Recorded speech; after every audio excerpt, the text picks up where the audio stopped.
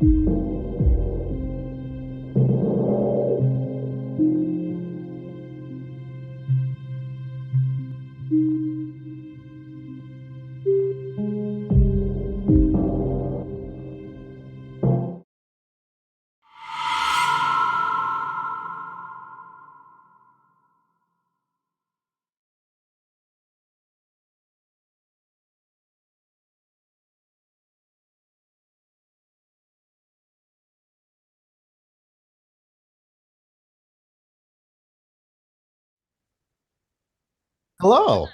Hello, everybody. What's going on? Welcome, welcome.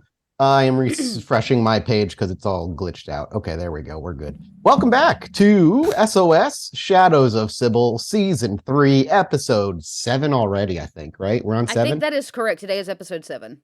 7 already. It just goes by so fast. Not halfway yet, though. Not halfway. Actually, I think it's episode 6.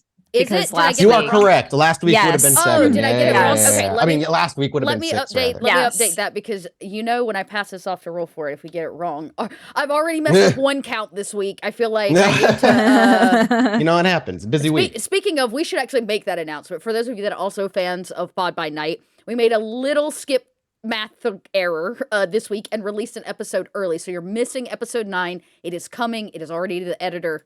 Thank you for your patience. You're going to get 2 episodes this week. We're getting a flashback. We're getting 2 episodes this you're gonna week, have to right? back and forth. So yes, we know the number count goes 8, 10 because 9 is coming. 9 is on the way.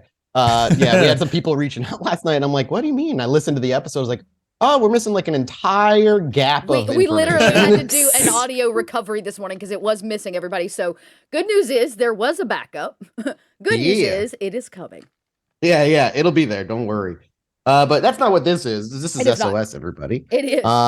We are back for episode 6 of season 3, and we've got a guest today. As you know, Bub is out for a few weeks healing and resting from his big old surgery. So please send your love out to Bub. Bub talks on Twitter where you can. I don't think he's doing any streams or anything. I don't think he's even allowed to. He's just resting. He is just resting. So just send your love to him. He'll be back in a few weeks when he is good and ready, and not before that.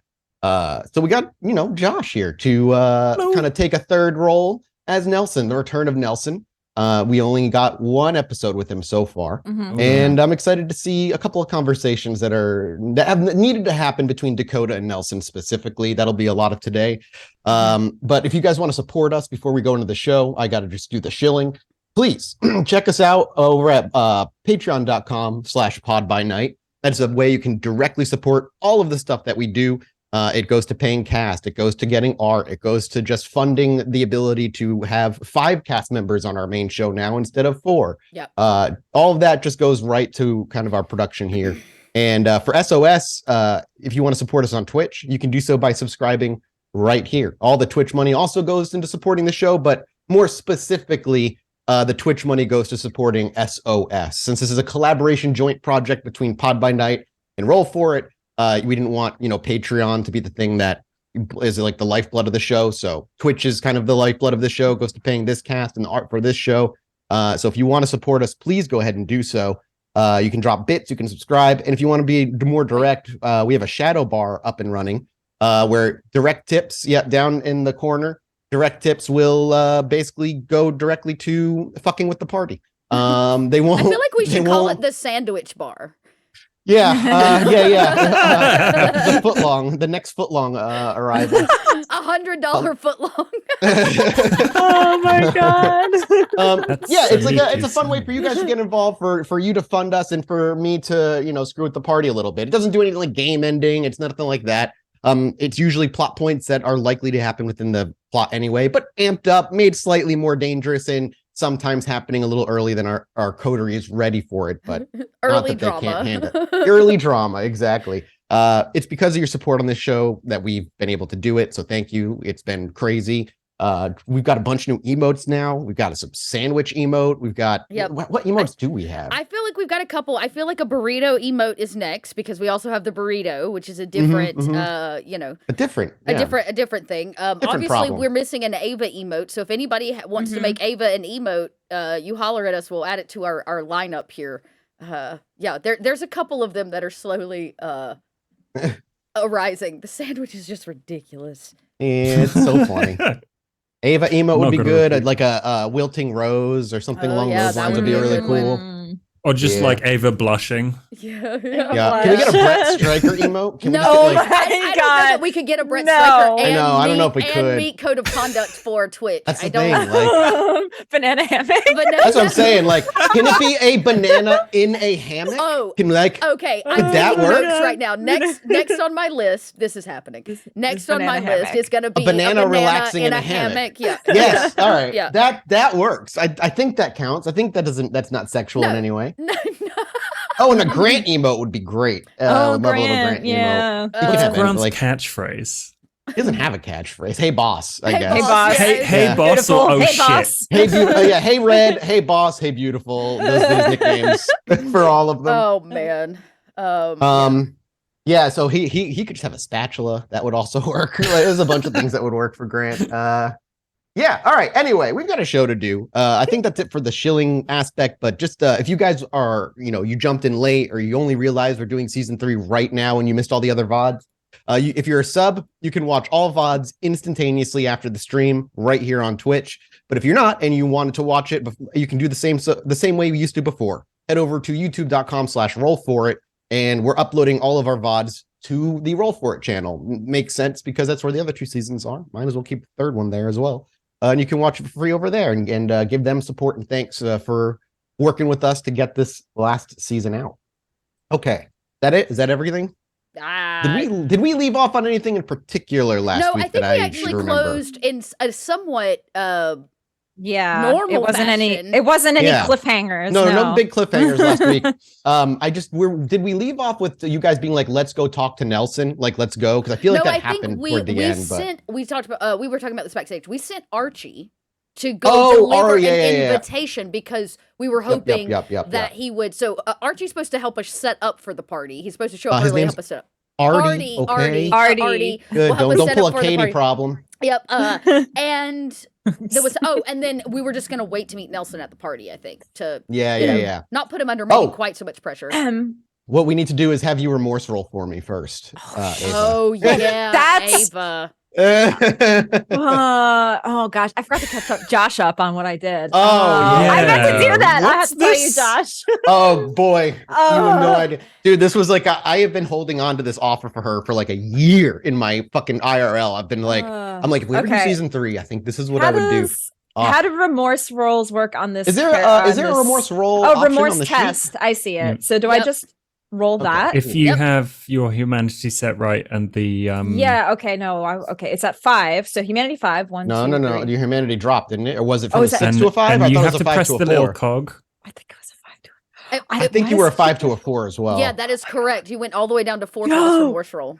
Yeah. Okay. So press the cog. Okay. And Stains. then how many stains do you have? You I have put 1. that number in there. Yeah, Okay. Then you should be able to put 1 in Okay. there. I see. I'm going to test it on my sheet. Okay. And then you yeah, can I click see the remorse little test slash. and that'll give Okay. you the right thing. Oh my god.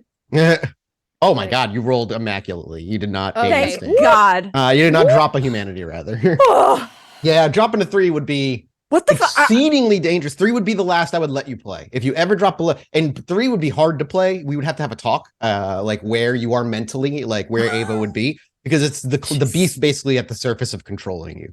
Like my you're God. kind of 2 is I would consider unplayable. 1 is 1,000% unplayable. I just 0 want you is to know, I whiting had to out, have this so. conversation with Mathis during the Dakota phase 4, and it always made me so nervous. Mhm. I know Yeah. it does make you nervous. Oh my It does, gosh. yeah.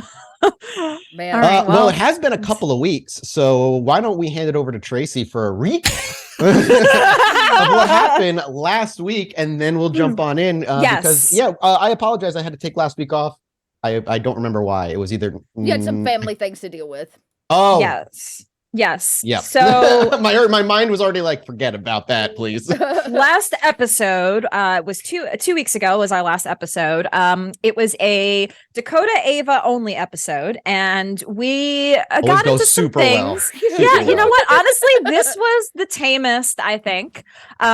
So it did start out with a meeting with the prince. So Ava was called to meet with the prince, and the prince was not the prince. The prince was Sybil. To start. So I had to talk to Sybil, and Sybil offered me something. Because Saito ruined her plans. Saito ruined her plans, but she still has a place for me. And she said, if you do something for me, I will make you prince once my machinations come to be, basically. And she asked me to open up the box that we got from season 1 that once had her shadow in it. And inside the box was a dagger. And a plain stone dagger. Yeah, which, by the way, I want art of this. And Ava basically had to stab Sybil / Bella and then herself. And essentially what happened is I took her shadow? ? Correct. She essentially transferred the shadow from Bella to her. Yep. Yes. Yeah. So that has happened now. And Ava is not really sure what this all means for Bella's herself. Still alive. Bella's still alive. Bella. So as I left, it was Bella, and Ava now has this, and we're not really sure what it means, what to do. My hunger was really low, and so I drank from somebody, and unfortunately, I rolled really bad, really messy, and I killed them. So that's why I took the stain. That's why we did the remorse roll. The humanity drop was from the shadow. The humanity drop was from the shadow. And so that was the beginning. Met with Dakota, told her it was we have to figure out a plan for that. We went to the Painted Lady. We had some fun there. I met with Brett.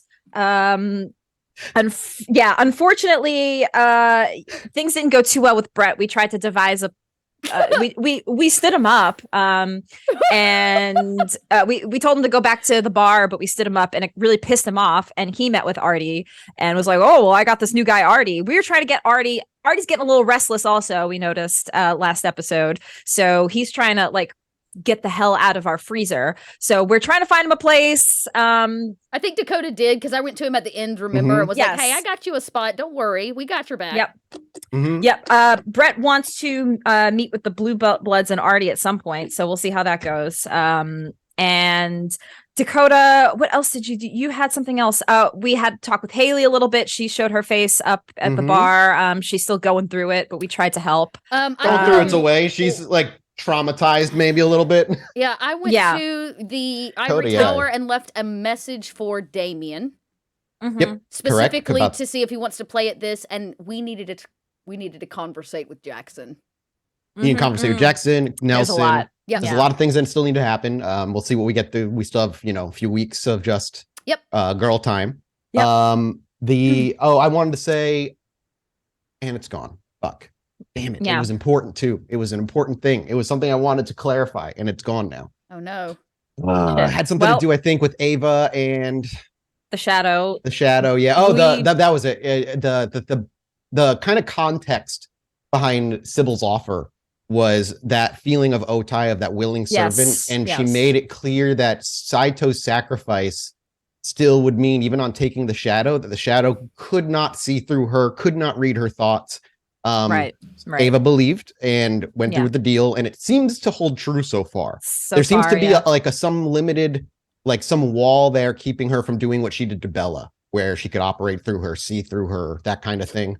That seems to be the case. That seems to be the case still. She doesn't really know what the powers are, how they work, or what they can do, but that's that context is important. Because taking on the shadow would have been, without that, probably a no, I imagine, because she just would have been able to do what she did to Bella. Yeah, exactly. So the other thing is Bella, they were swapping places in the plan. Bella is taking Ava's spot of what Ava was supposed to do, and which means she's now Ava is taking Bella's spot, which is the seat of Prince once all is said and done.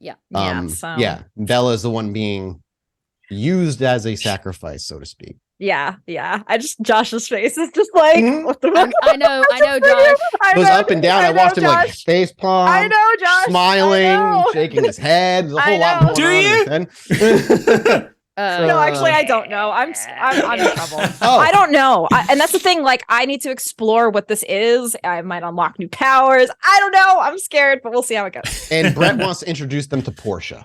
Yes, Correct. yes. That is Also, true. there was an explosion at the rack. The bombing. Oh yeah. Yeah, that is. I it think wasn't you guys us. all put together was this episode 1 result of Bub's deal with Genghis. Yes, with Genghis. Yeah, Yes. information for guns, and the Yeah. information was the location of a place where some high ranking folks tend to feed. And you assume that's what got bombed because that happened while you were in Edith's club. So it was kind of a minor rumble. Half the people left, the others kind of stayed and didn't seem to care. And Dakota saw his face? McTavish there. And after the little rumble, he grabbed a cigar, called his a girl hunter, and they walked out. Dakota did make, she believes, some headway with him, however. Maybe. He was still a dick, but at but least he was less of a dick at than least he last time. didn't leave. Yeah, he didn't leave right away. And I'm now his alibi for not being involved in the bombing. That's true. It's true. Sucker. Is that everything? Everything that we went through last week? I think that's everything. Feeling Feels like a solid lot, about that, yeah. Josh? Yeah. Yeah. Okay. Cool. Now, All right, now's your time to go home, Josh. Yeah. If you need to back out, now's it. Otherwise, Sounds way too late for that. listen, Nelson still got an out to New York if he wants. Oh, he's still trying. So, Mhm. all right. He's Well, then, if twitchy. that's all said and done, let's rein things in, set the scene, and see what our coterie is up to. As the screen fades in, we see a blank wall, a portion of a window in a night sky gazing out into Chicago, just by our left-hand side. The sounds is muffled cars mixed with that of a television inside this room. A newscaster is hurriedly reporting a potential terrorist attack down in downtown Chicago. And as the camera pulls back, that simple flat screen TV that can go no higher than 720p, it's too old, it's one of those thick flat screens, sits on the floor, while just about 2 feet across from it is a plain off-white couch with Nelson sat comfortably watching the news. Nelson, it is you've been in this halfway home that Ollie put you in for about 3 or 4 days at this point. And this is seemingly happening live, being all reported live. And as you kind of take that in, the camera pulls all the way back and we get a nice profile shot of this very plain, minimally furnished halfway house room. It's better than living in the hospital and potentially sleeping in the streets. But for our viewers' eyes, it is starking. It's stark bland. And as we get And that full also please. probably untouched. Nelson has used almost none of the facilities. He's not let himself get comfortable. And your privacy has been completely respected. Nobody seems to be trying to urge you to group meetings or any of these things. It seems Ollie's word carried. And this place is a place where you can stay quietly and peacefully, and most importantly, ignored by the general populace around you. But that piece of 4 days comes to an abrupt end as you're listening to the news, and there's a knock at the door. Beginning of the shave and a haircut, specifically.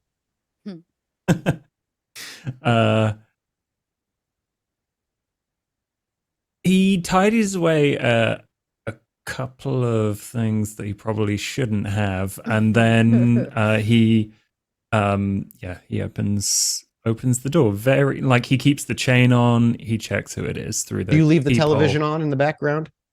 Yeah. So as our camera slides under the door, as we follow Nelson to it, as it slips under into the hallway where brighter lights are shown, we pull up over the shoulder of a familiar, well-dressed, clean-shaven, short-haired venture by the name of Artie. And as we settle right behind his shoulder, the door opens, the clattering of the inside chain pulls taut. And in the inside, beyond just a sliver of Nelson's face, we can see that dull blue glow with the murmured chattering of a news station in the background. Artie tilts his head and raises an eyebrow, but waits to see if Nelson says anything first. Do I know you? Did refresh my memory? Did you meet Artie in the bar when you swung back that night? No. No. I don't think he did. No. He as you say, do I know you? He says, I don't think so, pal. And do I got the right place? Are you Nelson? Yeah, that's me. What's your name? Artie. Okay. I come on behalf of the people that are keeping you here. Can I come in? He looks him up and down and is like, If there's a moment of suspicion, Artie straightens himself up. A guy by the name Oliver Hopkins, Dakota Rain. That sound familiar?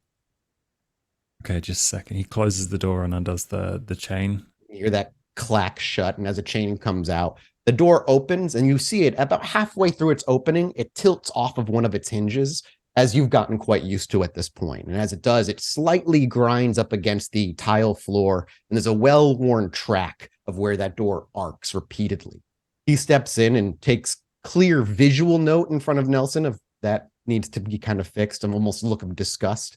Perhaps even telling Nelson that he's probably a Toreador or a Venture at least.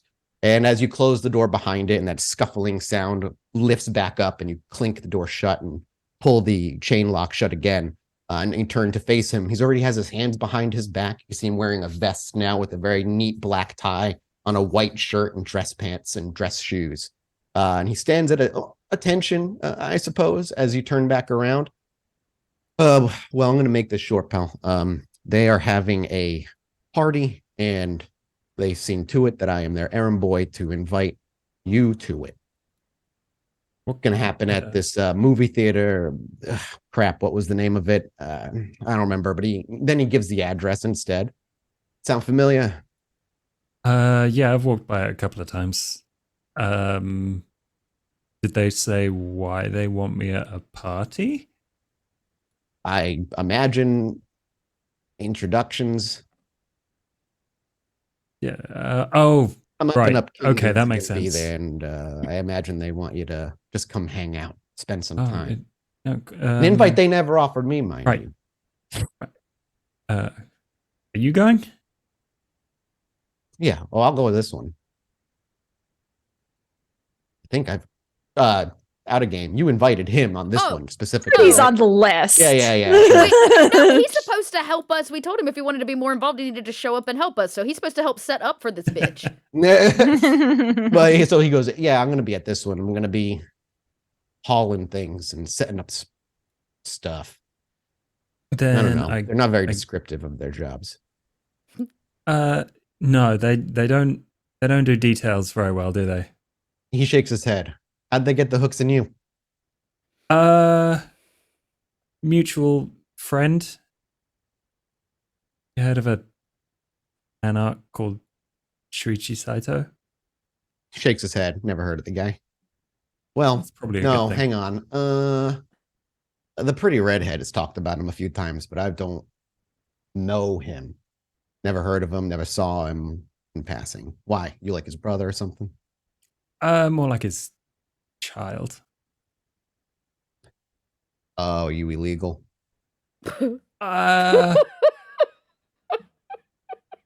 Fuck. I mean, Listen, and he walks in and he puts his clasps a firm hand on your shoulder and he levels his eyesight to yours. You and I are kind of in the same boat. I ain't trying to rat you out or get you killed, kid. I'm just trying to find my way in this damn city, and this group, they've been my best bet so far, but just be careful. They're not exactly the most reliable. that's what I'm trying to figure out. Somebody who spent about 2 years with them, let me tell you, they're not the most reliable. I owe them my life, but not by choice. You know how it goes. Yeah, I don't want to bet my life or anyone else's on that kind of thing. Well, if it has any, if the offer sounds interesting enough for you, kiddo, I met this guy by the name of Brett Stryker. He's kind of got the ins with the Camarilla. Introduced me to a few of them already. Yeah, he'll probably be at the party. He's a big fan of that picking it out, kicking his legs out, having a good time. He'll probably be there. If you want to meet him, I'm sure he'd be excited to meet someone like you. What is exactly your what book do you subscribe to? What Book? I just don't like saying the word clan. Oh, It yeah, sounds yeah. so Oh. cheesy. Right, yeah.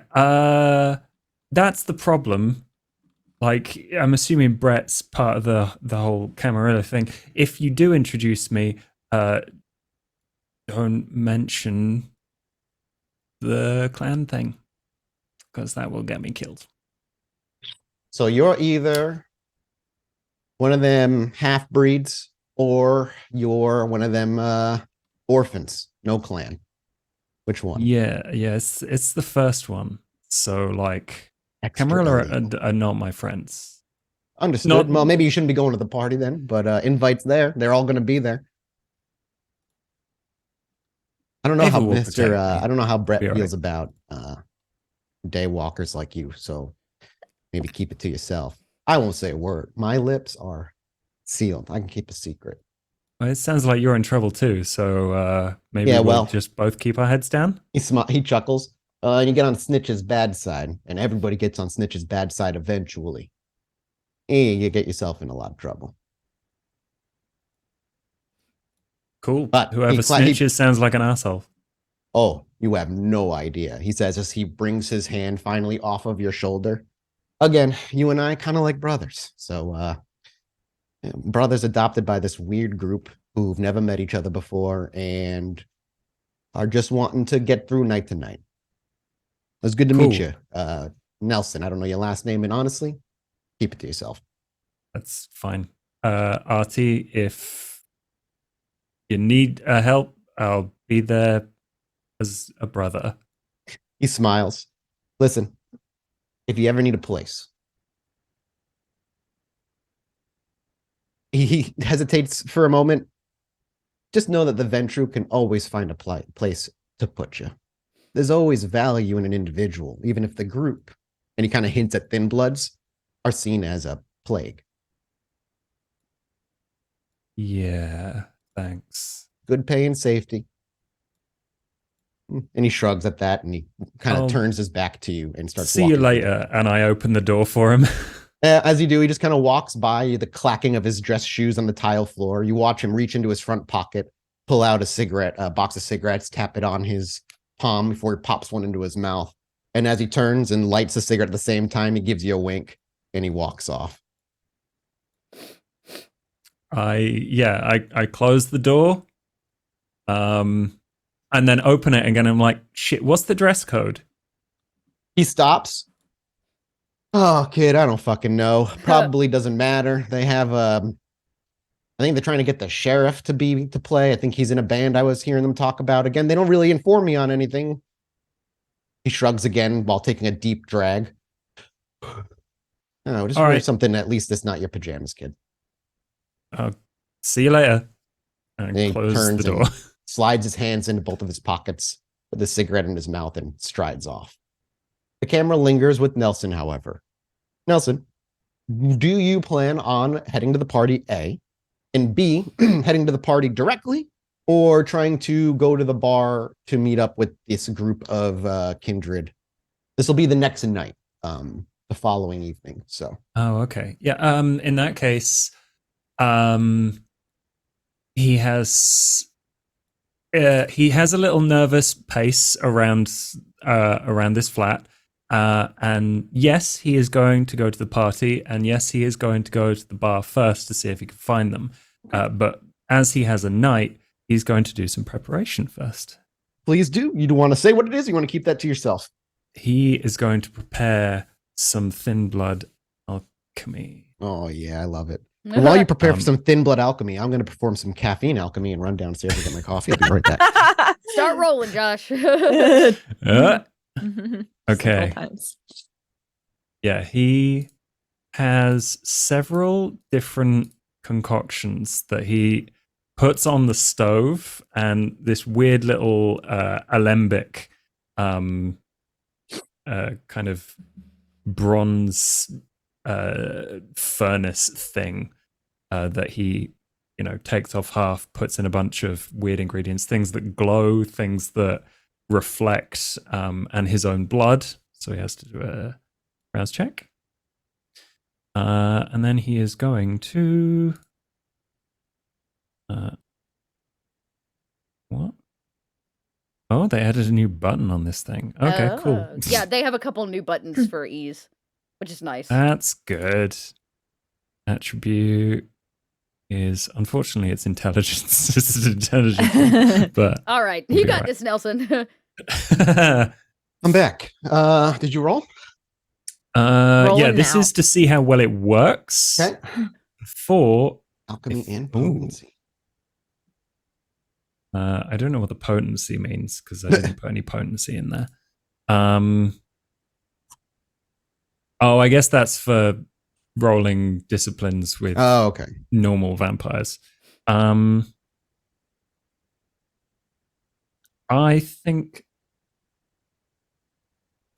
Oh man, no! I need six successes if it's going to be increased in effect. But no, with four successes, it is the expected effect, which Okay. I'll Keep to yourself for now, or okay. Well, I'll DM you. okay. Mhm. I'm excited. Josh, Thin Blood Alchemy's always worked out well in the past. No worries there.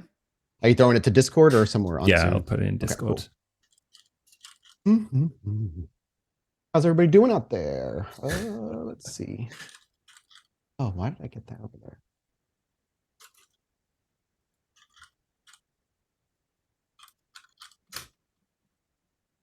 There you go. So he has those ready. Okay, cool. Excellent. Yeah, actually, out of curiosity, because Thin Blood Alchemy is done multitude of different ways. How is Nelson, when we watch him prepare his Thin Blood Alchemy, because for those who watch Pod by Night, Sean's Thin Blood Alchemy took place in his herds. He mixed the bloods in the person first and then, would drink as needed. What do we see Nelson do? So Nelson's alchemy, his brand of vampire blood magic, he has inherited from his mentor. Of course. It's he calls it fixatio, but it is essentially classical alchemy that he learned from Saito. So he is extremely meticulous. He has, he wears an apron. He has the plastic glasses on for safety, and on this stovetop he has a glass alembic vial, which he introduces ingredients. He puts it to the boil. There's steps involved. He writes a checklist and then burns the checklist afterwards as he slowly puts all of these ingredients together, adds his own blood, and then extracts it into what is essentially an EpiPen. And how long does this whole process take him? Imagine the rest of the night, as the night is already almost over after the invitation is given, but realistically it's not too long, right? No, these are they're relatively simple. Okay. So these ones probably take him a maximum of an hour. Okay, yeah, that's not too bad. So an hour's worth of cooking as the night rolls to an end. And as the night rolls to an end, we have Ava sleeping in the ivory tower and Dakota back on the boat, or are you staying in the bar? No, I would have gone back to the boat, probably. Okay. You head back to the boat. That's fine. All right. Now everybody can make me a rouse check as you wake up. Rouse me. Except in Blood Boy, or do you? No, I still make a rouse check. Okay, cool. And I still get hungry. All right. You're the only one that gets hungrier. The other two remain relatively not. And I do actually imagine Dakota and Ava would swing by the bar first to check sure. if Alia showed up For while sure. you left, etc. And so when you arrive, as you get to the bar, meeting you outside, or already waiting inside in a bar that has yet to truly have been open for too long, is Nelson, sitting at the bar, having a drink he has a drink in front of him. Don't know if Nelson would drink it or not, but Grant would have plopped one in front of you regardless. Yeah. And he's having just a light chat with Grant. And Grant's in the middle of some tirade And I'm telling you, when they came into this bar and ordered a burger and they told me it was raw, I fucking opened it on the table. I showed them it was well done. And they said, well, that's the problem. I wanted it medium well. And I said, well, you just told me it was fucking rare. And as soon as I started arguing with them, that's when boss came in, put his hand on his shoulder, told me the custom is always correct, but that's a lie. And it's just a big pain in the ass, and they didn't tip me. I wish Haley had been here. She would have been able to milk that juicy teat of money. Grant, what have we told you about talking about teats to our customers? Listen, is he a customer? I didn't charge him for this well, he's beer. Definitely not now. Well, all right. I'm sorry. I'm sorry about. Tell you what, I'm not paying. Well. Looks like we have. Hey, beautiful. How's it going? And Grant just completely lightens his stance. And his smile gets a little wider. It looks like we have a visitor, Dakota. Somebody came out of their little hole and decided to come see us. Hope you enjoying the place, Nelson. It's fine. Yes. This is you haven't met the third member of our coterie yet. This is Dakota. Dakota, this is Nelson, the one I was telling you about. I thought for a second you were about to say this is Grant and I was going to be inducted into the coterie. I am now slightly let down. I've got to go finish the burger. And he walks off, ties on an apron, and you can hear the flame grill firing up in the background. He's a little dramatic. Yes. So, Dakota, this is the one I was telling you about that was at the hospital with connected to my. Oh, you're Saito's kid. I'm sorry. Oh, you're Saito's kid? Oh, fuck. We had a whole conversation about this, dude. You walked me to the apartment. Oh, my God. See, okay, here's the thing. I'm still mortal, and I sometimes, and by sometimes, I mean every time, smoke a lot of weed, and sometimes I forget details. Sorry. That tracks. We're trying for better help. Also, hi, excuse me, Dakota. hang on. I have to break in again. Miss Dakota, do you not remember Oliver Hopkins saying I am now manager of this place? Actually, speaking of that, Grant, has she showed up tonight, boss? No, He's no still sign not of showed Ollie. up. No call, no note, nothing. I was hoping you guys were going to come with some news, but Why would we have news? He would be He here. lives here. well, I mean, if he's doing vampire stuff I'm not allowed to know about, then I figured he'd go to you. What? No.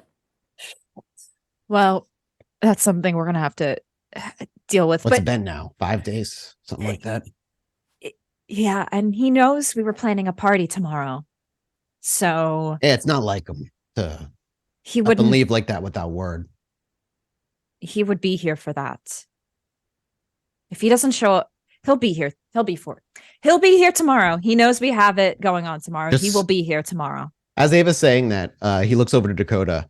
Just say the word. And he reaches under the nearby table and pulls out, not the shotgun because he's not behind the bar, he's in the kitchen, but he pulls out a 6-shooter.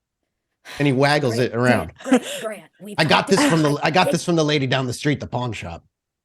She said this was Billy the Kid's. And as you look at the pistol, it's way too modern. That thing is not from the 1800s. I mean, like I would have new. tricked him to sell it too, so I don't blame the lady for that. Grant. Put the gun away. There's no need to get all cowboy on us, at least not yet. Do you really want us pulling lead out of your chest again? Well, you could turn me and then they won't have a problem. But that's always been a no. So and he puts the pistol down. Yes, you can. Oliver Hopkins' choice. Well, and he's not here right now. So you know what? You go find Daddy Bear and you tell him to come home, and then we'll talk about you getting turned. I don't know where to work. For my own safety, I'm not allowed to know where he goes on his business deals, even though I tell him I should fucking be going at this point. Well, Grant, I'm gonna have to just look at you and say, suck it the fuck up. What do you want me to do, though? You say go find him. Where do you want me to look? Tell me where to look, and I will go looking. I said if you want to get turned by Daddy Bear, you need to go find him.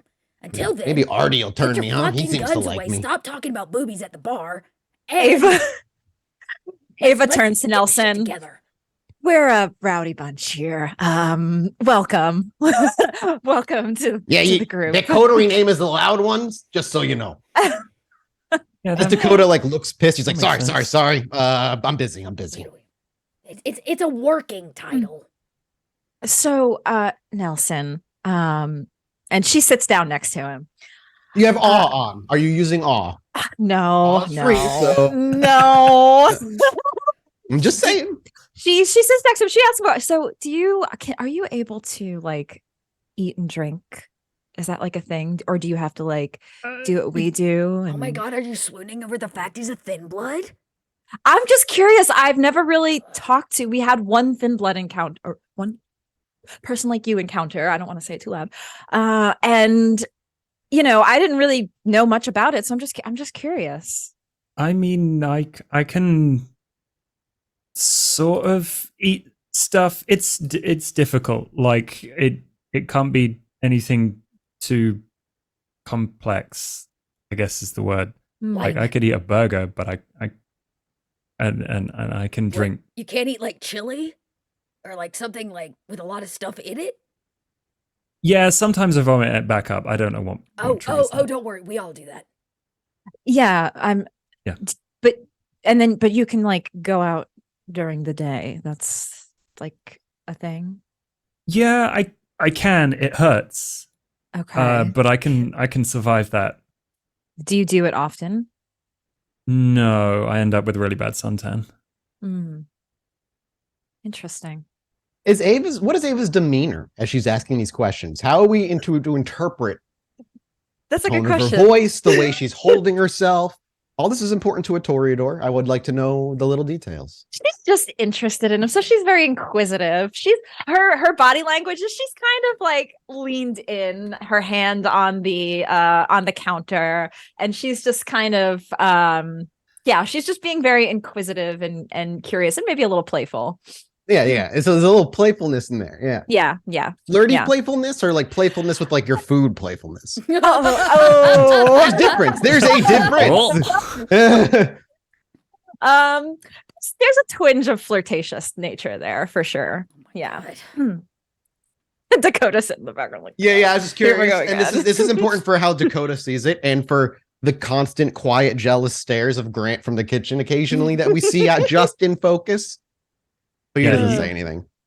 You see, Nelson is only the slightest bit uncomfortable with all the attention. So, can I get you a drink, or can Grant get you a drink? Ava Did he offer one already? There's a drink in front of you, and what's in front of you is like a simple IPA. If you want, there's like top shelf stuff too. You don't have to have an IPA. It's top shelf stuff. Okay. So Ava glides around the back counter, and as someone who never truly bartended before, bartends like a professional. And as the drinks are being poured, the camera shifts over to Dakota. I'm curious, Dakota, as this is all happening, what do we see, Dakota? Are you lost in thought? I'm taking Nelson in. I want to see if Ava's cunning wiles work. I want to see, is it not working? Does he seem, like you said, uncomfortable, like he's hiding something? I'm just trying to get the skinny on Nelson. Okay. So as we see Dakota kind of gazing and just kind of taking it in, the camera turns back. We're just right next to Dakota and watching it almost from her perspective, a couple feet to the at a profile shot. And Ava moves, pouring the wine like it's part of some synchronized dance. It's elegant, not a drop spilt, perfect amount, and the right style glass for the type of wine she's pouring to aerate it well and to spin it around, give you that smell test. Feel free to rouse check me if you're going to drink the wine. Everybody who needs to, who's going to drink it. Okay. Sweet. Nelson gets hungrier again. Ava is not. So what do you at 3 now? Oof. And as the glass of wine slides and you watch it slosh gently into the glass as it moves closer to you, Nelson, your mind cannot help but look at it and see what you wish it was in this moment. The thinness of the moving you wish was thicker, that it would cling to the glasses more, and that when you drank it, it would satiate in a way that nothing else has or can since that night where everything changed. The thoughts are hard to suppress. In fact, they're impossible to suppress, but you can kind of keep them at bay, always slipping to the forefront of the mind. You're hungry for real food. At least that's what your inner beast demands. Still, the glass finds its way to your fingertips as we snap out of that slow, dark, quiet zoom as we see his face contort with the difficulty of getting hungrier so quickly this evening. And then as his fingertips touch the glass, we snap back. All the sound quickly reflushes into the room and you bring it to your lips and sip. The question remains, is what Ava did working? Working? Is she, are you being like, Is how he are you buy- taking is he in her buying into flirtation? the Right, flirtation? okay. Yeah. Again, Well- I might have lost focus for that time and forgot about it. But what Or is he brings you still back cautious? to Ava is as you take the sip, there's just this smile and I imagine you might ask Ava of how he liked the first sip to bring him back to the moment. And yeah, how are we seeing? I'm curious how he reacts to the way Ava speaks to him and moves. Nelson is reacting as if he is trying to decide something about Ava. There's clearly like a warmth there. Like he appreciates her being kind and he appreciates the attention and the conversation, but he's still not sure. For several reasons.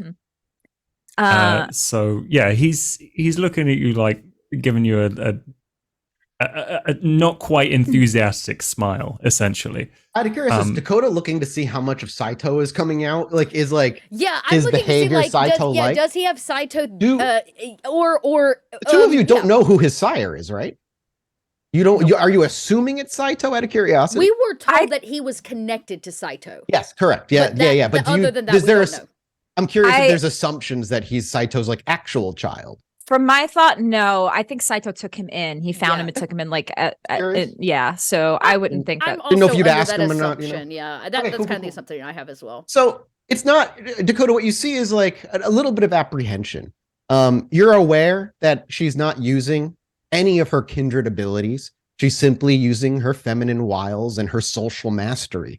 The words she uses are carefully plucked like a dagger in an arsenal, and the way she says them with the emphasis on how she says them is all ammo being unloaded into an unsuspecting victim.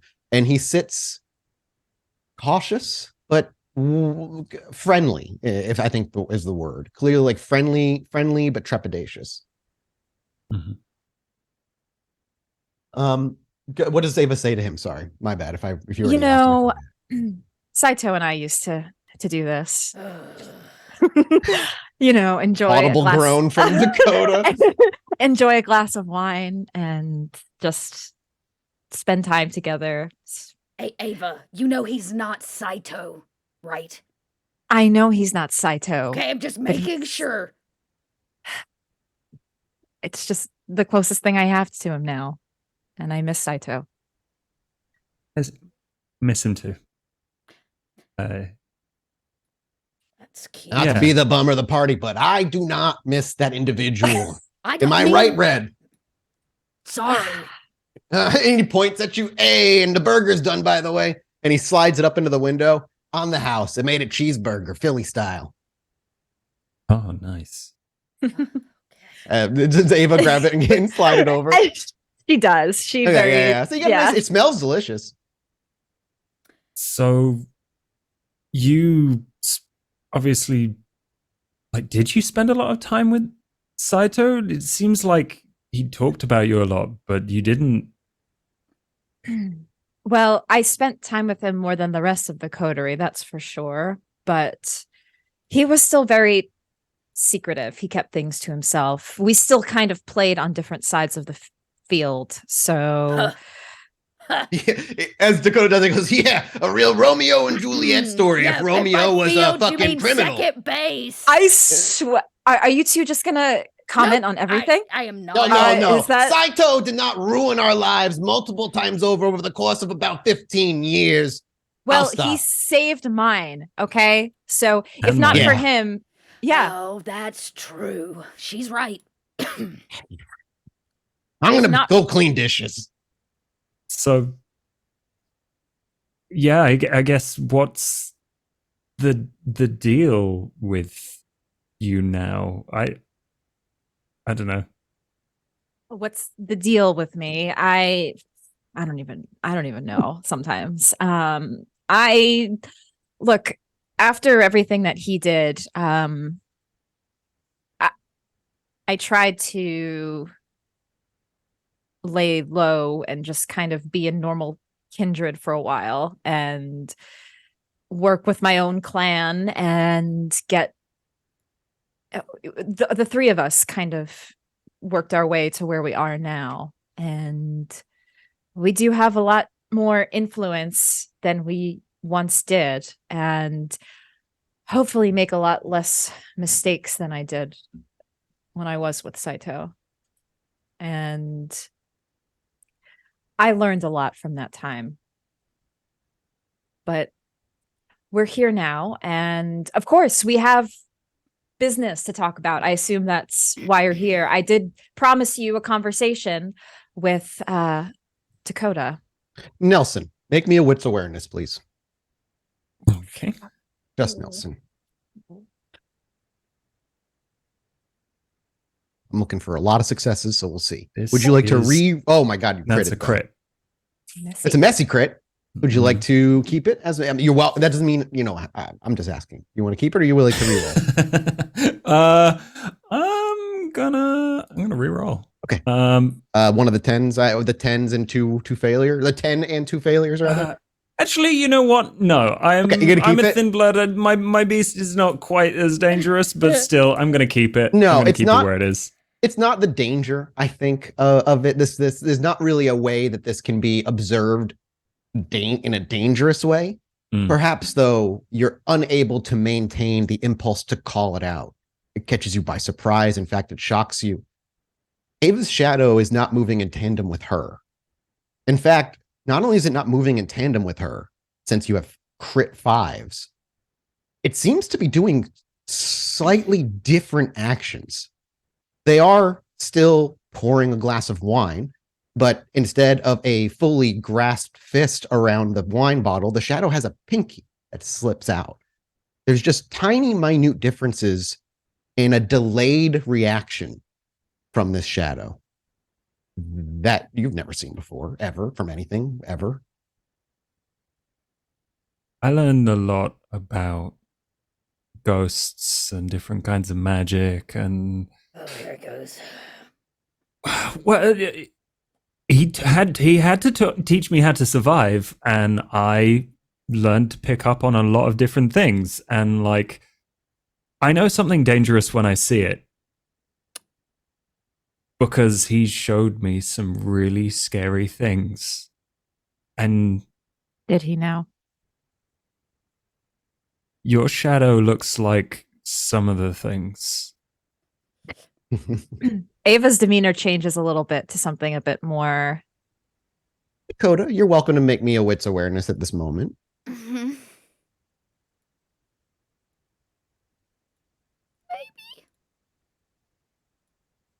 Ava's too engaged in Got a conversation. 3.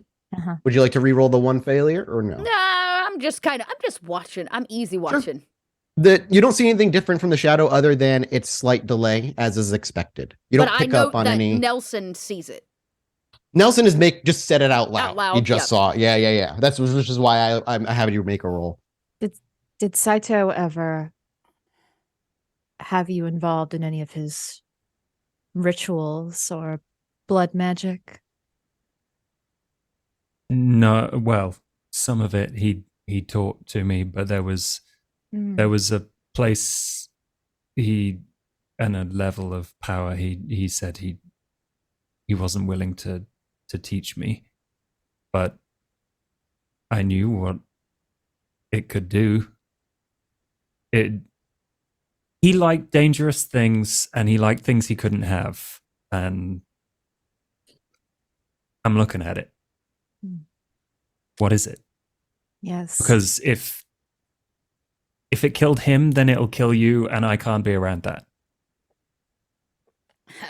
Well, Nelson, maybe it's hey Grant, can I get one of those bottles to peel? You hear just dishes in the background. He's been away for a bit. Okay, So I you go to the shout. back You of the- shout I it. go to the back of the bar and get my own bottle. Okay, then. yeah, If he exactly. seems real busy, I'm not here to. He got grumpy about what Ava said and left, and she was like, "Fine, Saito saved your life. Whatever, I'm leaving." Sorry, Dakota. I didn't mean to. Did I do something wrong? You have done nothing wrong. It's not really your fault, Nelson. I get Ava. I love. maybe you're an astute fellow, and you know, Saito clearly had you chosen for whatever reasons. But what if I was to tell you Saito stuck his nose where it didn't belong, and it got, you know, chopped off? Yeah. So No, I believe that. as a cautious gentleman, which you seem to be, I would suggest maybe we start at the beginning and work our way towards maybe, you know, the dangerous, juicy details. As I point to Ava. Right. Yeah. Sure. It's not that we don't really trust you, but I don't yet. So, you know, and Likewise. I imagine you don't You seem trust nice. us. Yeah, hey, so do you. Which is a real surprise coming from under the wing of Saito. So it's kind of refreshing. He was really nice sometimes. Mhm. Sorry. He was, Go on. so nice. Trouble. Was did he ever not- nice to Dakota? Ever? Oh, he was actually very nice to Dakota. It wasn't Okay. really about him being nice. It's just that no matter where Saito went, trouble seemed to follow him.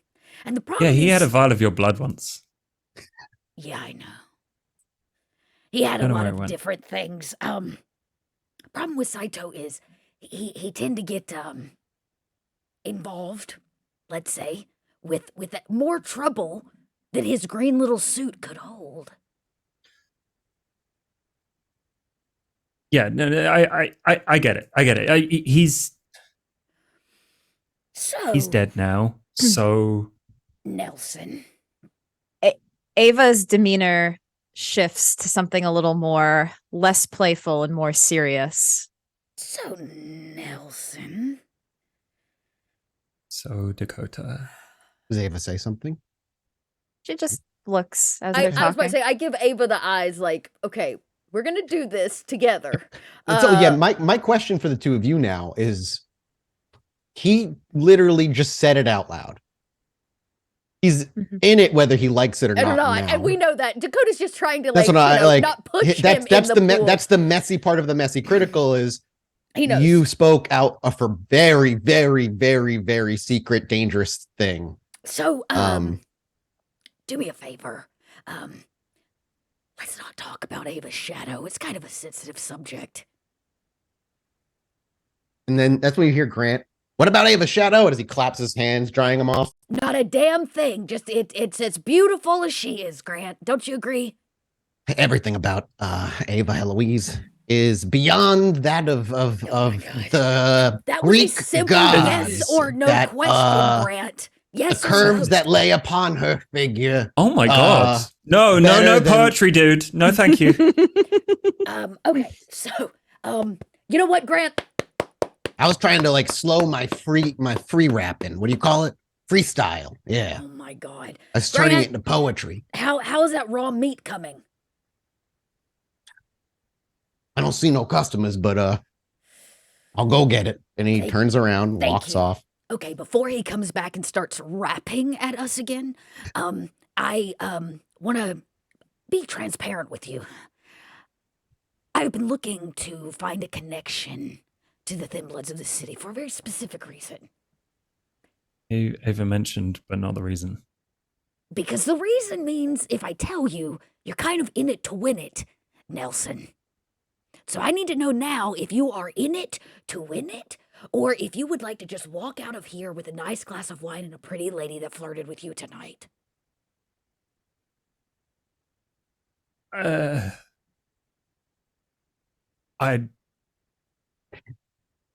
I don't get involved with things that I don't know what they are. So if Well, you let's start think with it's what I can tell you. Oh, goodness. That's a perfect I'm sorry, that was perfect. Let me just start with what I can tell you. What can I tell you? Okay. Ah. I have a I have a particular interest in seeing that the forgotten clans of the city have a little bit of help and representation. It matters to me personally that we are no longer stepped on by the shitholes that live in the top of an ivory tower. Our current representation feels that my kind don't deserve a vote. And they think that your kind also does not deserve a vote. I disagree.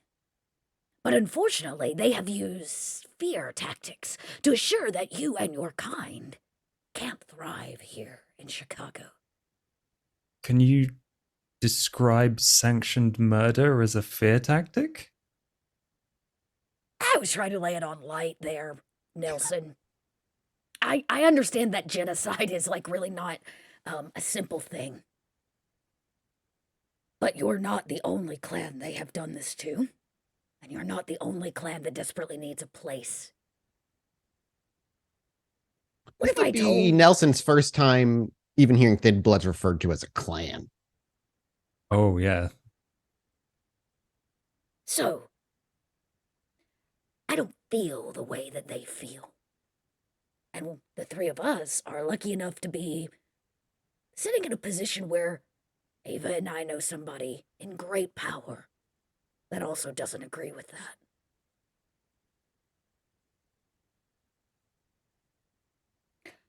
I'm interested in helping you, Nelson. How does Nelson's posture and demeanor shift, if at all, as she slowly is beginning to describe or insinuate what she's after? I think at this point, this is where Dakota sees Saito in him. He leans forward, he puts his hands together, and he sits very still thinking. We, as like the viewer from Dakota and Ava's perspective, as he lays his elbows on the table and his fingers interlock, it's a flash of green suit with the gem, his slicked back hair, clean shaven face, and then, we're back. It's only a blink. We only see it for a moment, but there is definitely some Saito in him. I wonder if that makes you curious as to if it's sired or not. And so you lean forward and you begin to think. How long do you let that linger? I kind of get the vibe that he's thinking. So until he tells me to stop talking, Dakota's just going to keep going. Because so far I've not burned the big bridge, so it's okay. So I guess... No, he's listening intently. So I want to be honest. Saito and I had a rocky relationship, and I regret that his death was a catalyst for assuring that the Thin Bloods cannot continue safe passage. But unlike Saito, I don't want you to leave. I want you to stay. Fuck New York.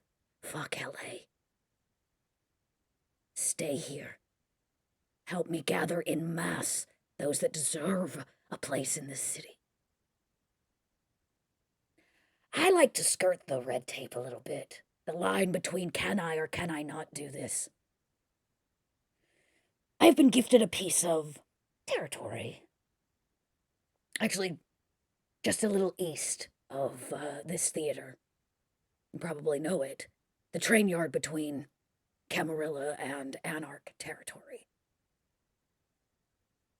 I guess you could say, because of our being forced to leave the Camarilla proper, our representation, I was gifted a little plot of land to allow kindred to come and go.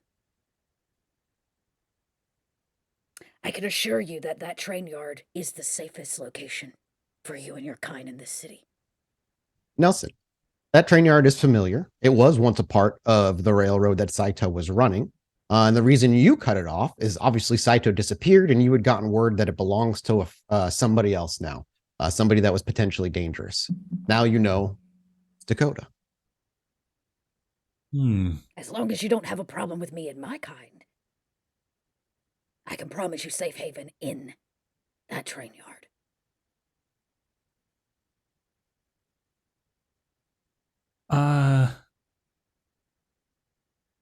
What's to stop someone from coming in there and getting rid of us?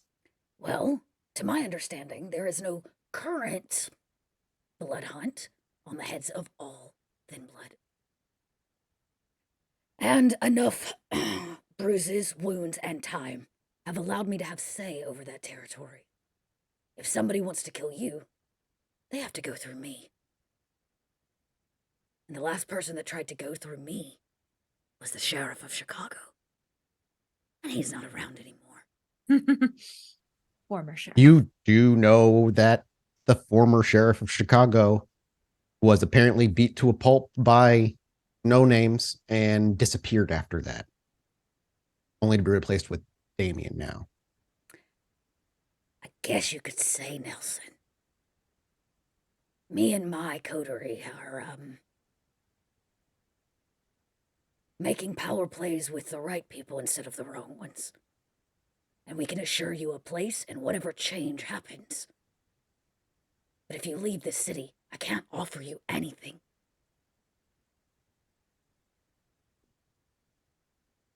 So, I kind of like the sound of that. More importantly... Oh, no, go ahead. You're if what you're saying is true and you're the one that took out the sheriff, you're the one that took over the rail yard, that makes a lot of sense. It would be easy for you to transition from Anarch territory. I've already spoken with a gangrel that tends to stomp on those grounds. You might have seen him around. No. Great. There's a... You're not sure who she's referring to. There's a... Nope. gangrel that kind of stomps about. He's a grumpy fella, likes to stand behind you while his tiny little friend stands in front of you. But it's fine. I guess Never what heard I'm of this saying guy. is he has no interest in keeping you around. In fact, he sees you as much of a problem as everybody else. You're not safe in Anarch territory anymore. Well, I know that. So I need to go. I need to go somewhere, and I feel like it might have to be a different city. But Why can't you stay in Chicago? Why can't you make a stand for what you want? I don't know what I want. I just want to be safe. I just want to not have to look over my shoulder. I want to leave behind Saito's memory, because he's coming up way too much for my comfort right now. And you're all nice. I don't trust you. So that's okay. I don't let's entirely just say trust you either, Nelson. So I'm game to go to the party. I am interested, let's say, in this train yard idea. So 10 years ago, I probably would have told you to get the fuck out if you didn't want in on this plan. But I'm not that person anymore. And as somebody that also has daddy issues, I'm going to let you in on a little secret. The past will always haunt you until you face it. You can't run from it, and you can't delete it. You're not going to find what you're looking for out there. I've been running a very long time. I can run from a lot of things very quickly. As somebody who also ran for a very long time, it's really nice to have a home. To have people that have your back. And I don't know if it will change your mind. But Saito gave his life to save Ava's. He felt that that was more important. I am not sure how Nelson would feel, nor if he'd believe that. I'm not saying he wouldn't. I'm just as curious as everybody else. Nelson's history with Saito, how much time he spent with Saito. I'm just curious if Nelson is a believer in that. He believed that what we were doing was really important. And the burden that Ava carries is just as important.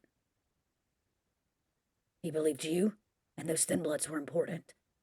And I might not have seen eye to eye with Saito, and he might have brought a lot of problems into our life. But it's because of his sacrifice that my sister is still here. And it is because of that sacrifice that we are all still here. Think about it, Nelson. We have a party tomorrow night. Come shake your hiney, meet some folks. And if You'll be safe there. Yes, and if anybody gives you slack, don't worry, I got your back. Okay, I'm in. And, if you want to come check out the trading yard, it hasn't really changed a whole lot. But, there's some new graffitis on the car, and I set up a fire pit. Oh, I love fire pits. I haven't made s'mores in like...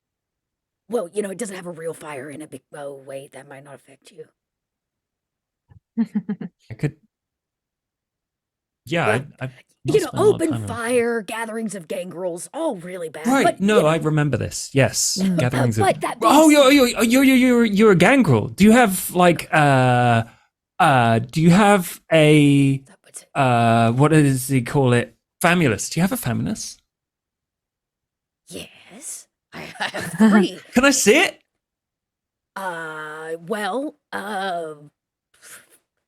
Okay. I go to the back door of the bar and I just like whistle, and the dogs come running. There are this is Clyde and Jim. And Nelson gets on his knees and he starts playing with the dogs. One of them is extraordinarily friendly. He's got his tongue hanging out with his tail wagging. The other just seems kind of just there, stoic, watching you, not guarded, but aware and paying attention to your movements. The other one, she kind of does flopping the chops wants. Bella! And I'm like yelling, get your There's a little bit of time. Ass in here! It takes a minute. Eventually you hear her little bell from her collar jingle as she leaps down from some countertop in the back onto the area where the food is given. And as she sits down, she purrs. She's just purring away, giving you like big blinks. Princess Bella, if that's anything. She starts cleaning her own face. Where I stand on things. No, I heard about that. That's cute. And he scratches under the chin and she avoids. She kind of pulls away as you do so. It's all right, Bella. He means well. She's if anything, you'll see her around the train yard. She tends to assure we don't get any Nosferatu spies, if you know what I mean. Yeah. Oh, okay. Cool. That's that's really fun. And he just like looks at Ava. He's like, "This is cool." As you're looking in the background, just out of focus, you can see Princess Bella get up, arching her back. She looks like she taps on something before there's a shatter. And she looks down at the shot glass. She knocks off the counter as she sits down and then gives you more blinks. I can swear to you, just because they're a Familias does not, in fact, make them any less of a cat or a dog.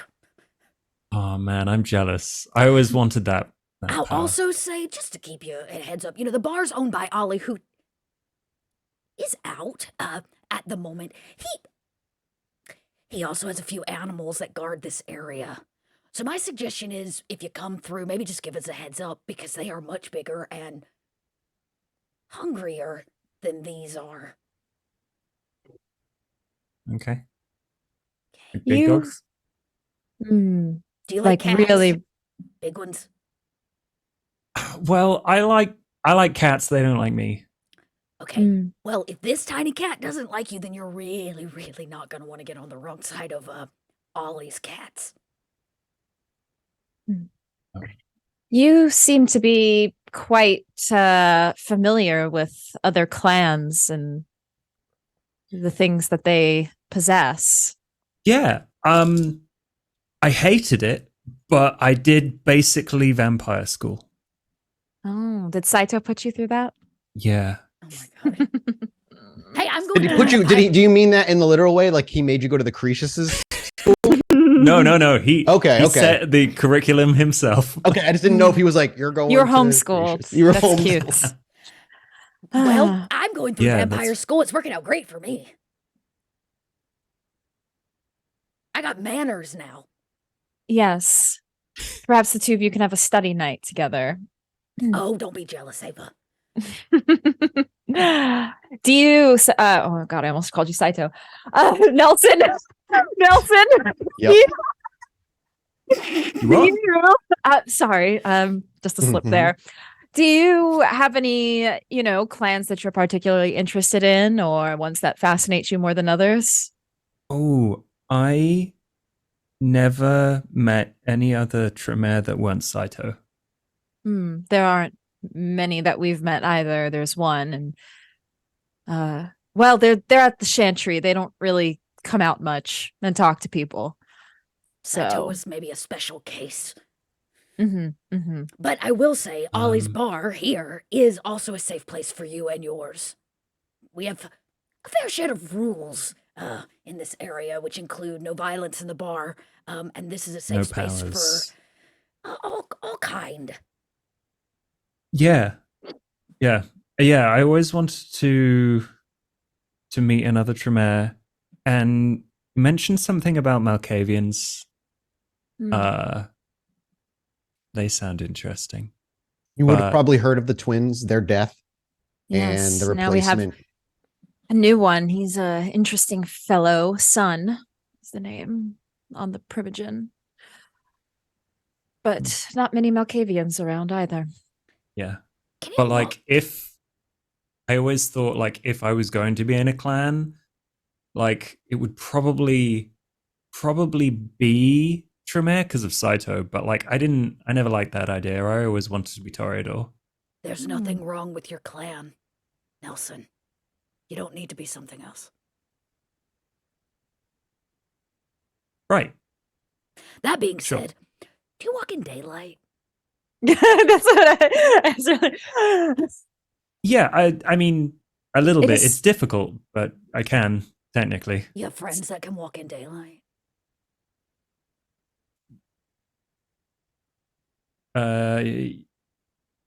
Maybe. Okay, that's cool. Cool.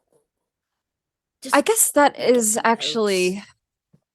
something also we should talk about how many other thin bloods are left in Chicago if we are going to start getting them to one place.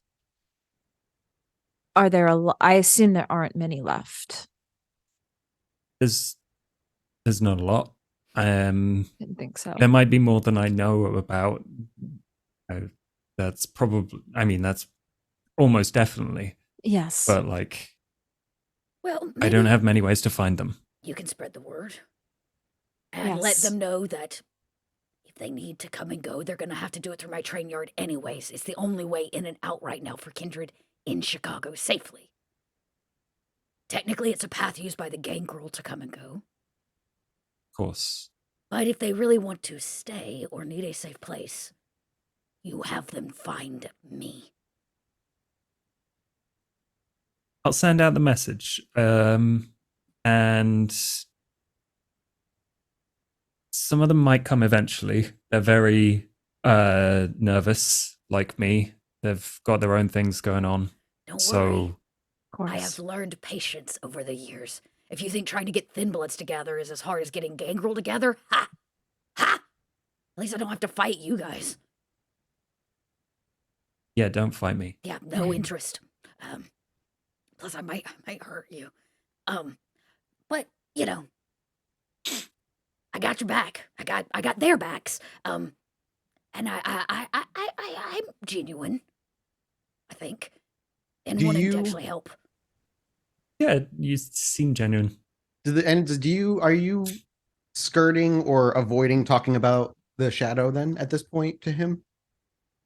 I thought that's where is that where I didn't know if that's where the conversation was leading to. I told him not to ask about the shadow, but I did Okay, hint okay, at the okay, fact that the shadow is whatever burden Yes, Ava has okay. been carrying Yeah. that Saito freed her from or helped her manage. Like his Okay. sacrifice was to help her manage that.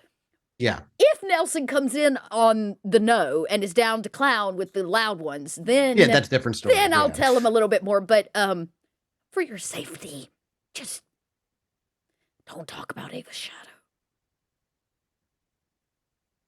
I spend a lot of time not talking about all sorts of things, so easy. Cool.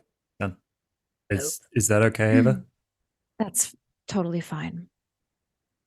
By the way, Was that Nelson, something that Dakota would have like noted, like his direct ask of Ava? Was it very like seeking her attention in a way, or were you like that's how her I approval, personally maybe. yeah, that's how I interpreted it, is like you were looking for, you asked her because for attention, but for approval. Dakota absolutely, but then that would have that's something that you would have noted as well. I just wanted to make sure I was interpreting that correctly. Nelson, do you mind if I hold on to Saito's book a little bit longer? Yeah, have you got anything out of it? I not what I'm looking for just yet. I got a bit of I got some message from it, but it wasn't really related to what I'm looking for. So I'd like to take a little more time to look at it. That is okay. It sounds like I'll be hanging around for a little while. Good. Nice. Oh, Nelson. Hello? Don't fuck us over. I'm really, really good at burning people's lives to the ground. Cool. Okay. Cool. Yep. High five.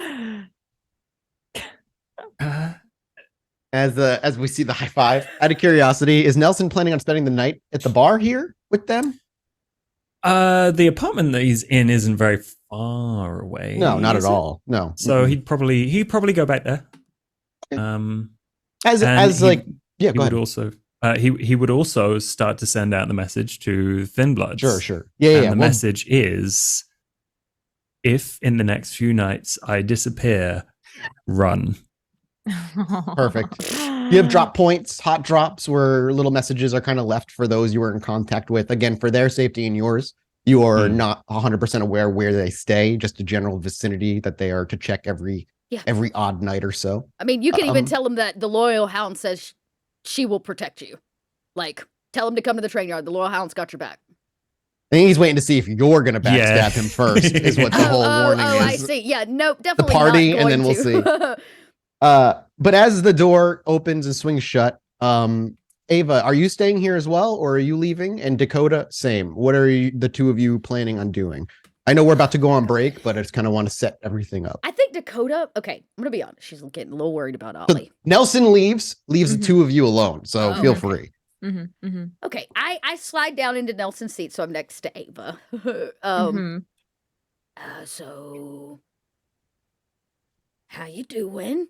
That seemed like maybe an emotionally charged conversation. I'm fine, but thanks for checking. I'm glad that the conversation went well with him, and you guys were able to work something out. So here's I'm to fine. hoping. Yeah. I mean, I do mean well. If they don't bite, there's nothing I can do. I can't kidnap all the Thin Bloods, can I? Yeah. Right? Yeah. Oh, I You could. probably could. I have a lot of train If you can, cars. if you can find them. Yeah. Oh, I could find them. But that's not shovel-heady at all. Yeah, but you know, that's not really my vibe anymore. So always give everybody the choice, right? Gotta give them a choice. Yeah. So speaking of choices, how are you feeling about yours? I'm still trying to figure it out. It seems Nelson picked up on it pretty quickly. Yeah, about that. So I'm a little concerned about tomorrow night, because if Nelson picked up just sitting in the bar, we could have So I've been thinking of some solutions while we were smoozing up Nelson. We can do one of two things. We can either turn all the fucking lights on so there are no shadows, or we can low light it so there are too many shadows to notice yours is the one jumping. I like the low light better. Okay. I do not do well with lights at parties. No. Okay, so low lights. Maybe we use The like brightest party known the to man. worst kindred party of all God. time. Yeah. Fluorescent lights from top to bottom. I think that's a good idea. We just need to make sure maybe nobody else picks up on it in case somebody important, or we gotta be a little bit. Kind more of was aware hoping of you your weren't going to shadow. think about that, but hey. I knew it. The moment Nelson brought it up and you harped, I can read you madness after all this time. I've done this enough. So Good job being prepared, Dakota. So I guess I could sit around or wait on Ollie to return, or we could go get set up for the party. Maybe like fake candles or something for like flickering lights, so it doesn't. Yeah, I think we're in this on our own. We're gonna have to just set this up. What do you mean without him? Own? Ollie's gonna come, right? He was supposed to. I mean, we're supposed to set this up. He knows it's tomorrow, and he's leaving us two to set it up. Like we're just. Should we? Perhaps he's just. Should I be worried? It's fine. If he's really that busy, he'll definitely show up tomorrow and have some excuse as to why he's been busy with business, and yeah, it's gonna fine. Be fine, right? The last time he disappeared like this was when Rowan was killed, but it's gonna be fine, right? Yeah, yeah, it's gonna be fine. Ollie's fine, right? I just say yes, prepared Ava. Jesus, just say yes. Yes, he's fine. Okay, thank you. He's Ava? fine. I mean, I'm you don't have to do it right now. We can do it later. But you have premonition with something of his. Yeah. Maybe you could try and force something to happen. Maybe get a hint. You don't know what he touched last, so like spirit touch is a bit hard. Yeah. I mean, you could go touch something in his room, but it would be the emotion he was feeling when he was using that object, not. I think I'll right now. Ava still is in denial. She's like, yeah, he'll be fine tomorrow. Tomorrow may be different. Okay. Doesn't show up. We'll post party will be red alert. Okay, yeah. So baby course is set up. I didn't really sell tickets. Good. Was I supposed to do that? Is that how we make money? No, don't worry. I have a guest list prepared. So we'll be having Mr. Alan Sovereign attending. Rhonda will be there. Right. I invited Annabelle and Brett, of course. I did invite Rosa. Don't know if she'll show up. Son, Cretius, if he cares to show up.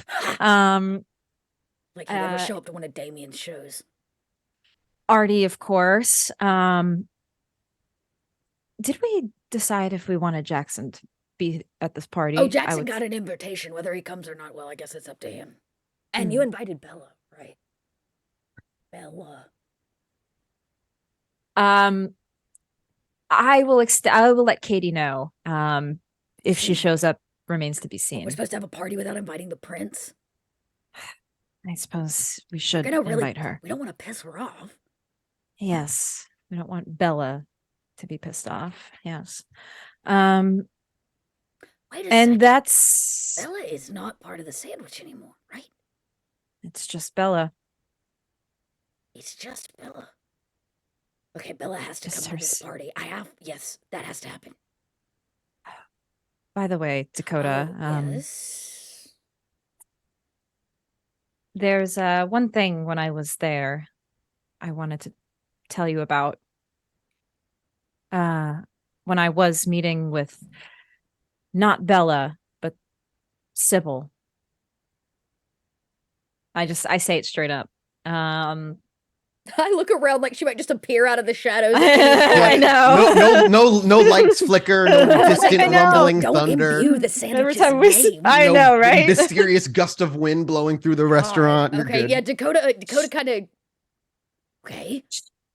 She asked about you, Sybil. The fuck? Why? I think she had a soft spot for you as well. Sybil? Or is interested in you. Yeah, it's because I delivered that stupid fucking box. You know what? If I had just opened that box, if I could have just fucking succeeded at that damn check, That one check. It would have all been different. Yep. Maybe it would You have. would have had to worry about this. Saito wouldn't have had to worry about this. And the fucking sandwich's little plan would have all been tied to a damn gangrel, and she would have been real fucked.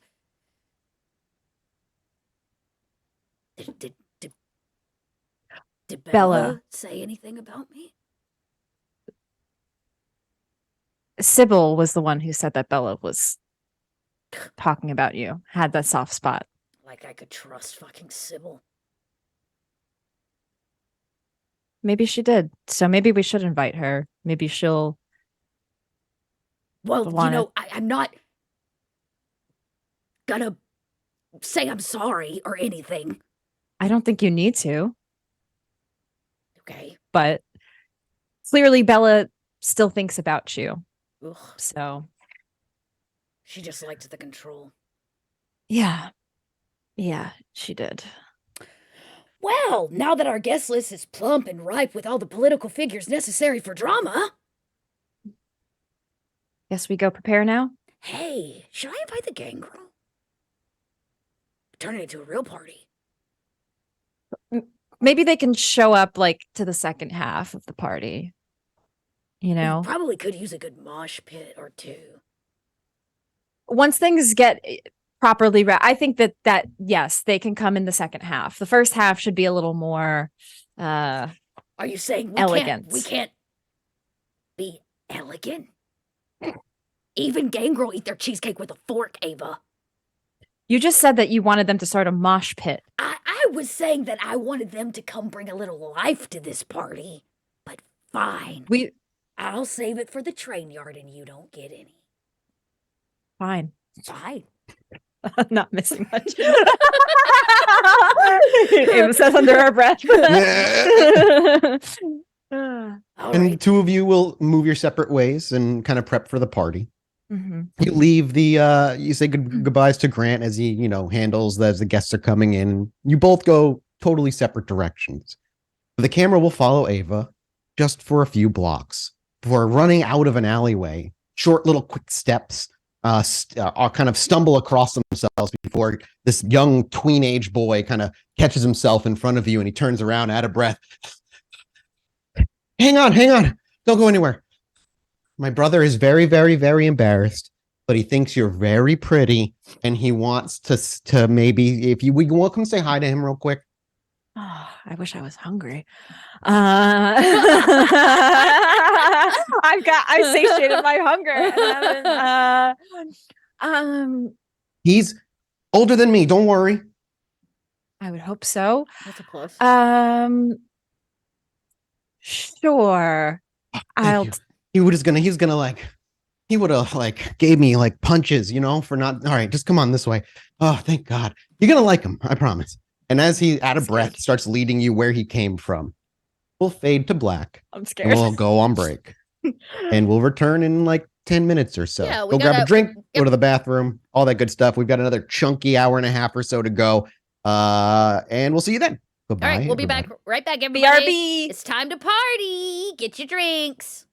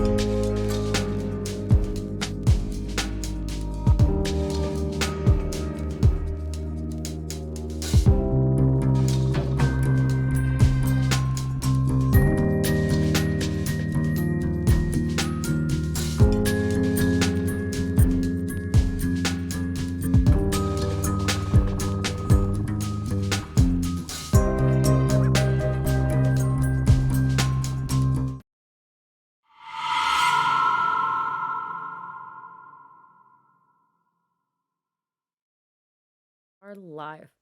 Hello, welcome back. Sorry, I was reading. Mathis had to look something up, and you know that's when shit gets bad. I needed a refresher on something. We're good though. So welcome back, everybody. I hope you enjoyed your bathroom breaks. I hope you got some water, maybe some alcohol if you're of age and you need to drink for this show for some reason. But I'm excited to continue. So we're just going to jump right back in.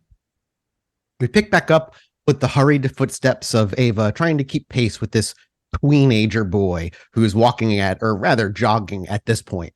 As you follow, he whips around a corner, down another alleyway, and you hear a splash of a puddle near a garbage dump that he leans on as he almost slips, catching himself. Do you wordlessly just kind of follow? Do you try to get his attention and ask questions? I'm curious. I just follow him. Okay. He looks very excited.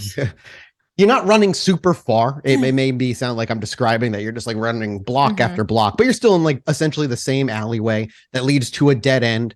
Where just sitting there, a figure of equal height, maybe a little shorter than you. Well, actually, much shorter. I'm assuming you have heels on. Much shorter than you, stands with a hoodie that's completely drawn up, a just plain set of khaki slacks that are torn and stained, and just a simple pair of sneakers that look unassuming. It's hard to see his face. He's kind of looking down, maybe nervously, as he sees the two of you approaching. And as you run up, the young boy kind of spins around back to you. He's like, "This is can I have my $5 now?" And the kid in the hoodie reaches in to his pocket and pulls out some scrumpled amount of dollar bills and slaps it into this kid's palm. And he kind of ruffles his hair and he's like, "Good kid, Braden." And Braden quickly takes off. If Dakota was here, she might recognize that name. Braden's the one that your young girl hangs out with. Oh, damn it. Uh-oh. But he takes off, and the kid shuffles his feet for a minute, but doesn't look up at you.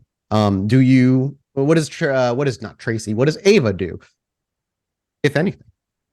Ava is just going to observe this person, see if she can recognize them, see if she can gauge what they are, if they're kindred. You can see the heaving of breath.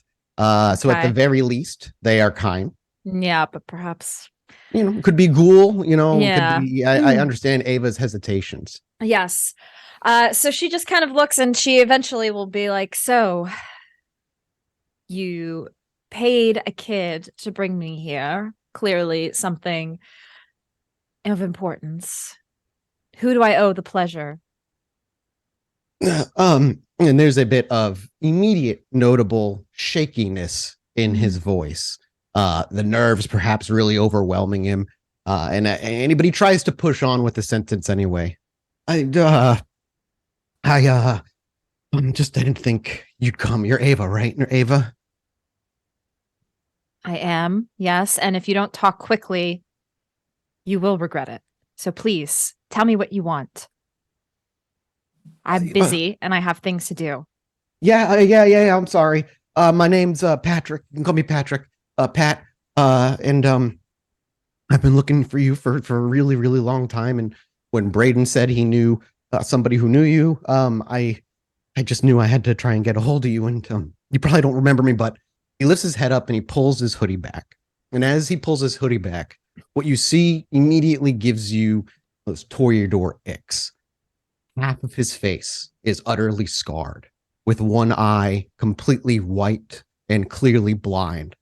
His whole face has those patch mark looks of a burn victim. And his flesh melded onto flesh that creeps from his lower jaw all the way up to his left side of his face to an area where no hair grows. On his left-hand side, what hair would grow, he keeps completely trimmed. And down on this side of his face, while this eye remains untouched, from down here, it seems he's equally as burned, and it crawls down his neck into the hoodie that you can no longer see anything else.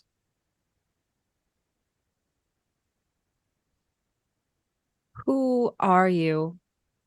Why do you want to meet with me?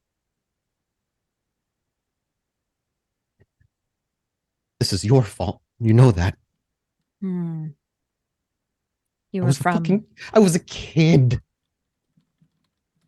You were one of I the remember you kids. walking in. I remember smelling gas. I heard gunshots outside. We went out. You let us back in. You killed everybody I knew. You're lucky you're one of the ones who lived. You don't have any right to say that. So what are you going to do? Enact your revenge? Did you come to kill me? Tonight, I just needed to see you were real. That you weren't something I made up in my own head. It's not my fault they're dead. It's your fault.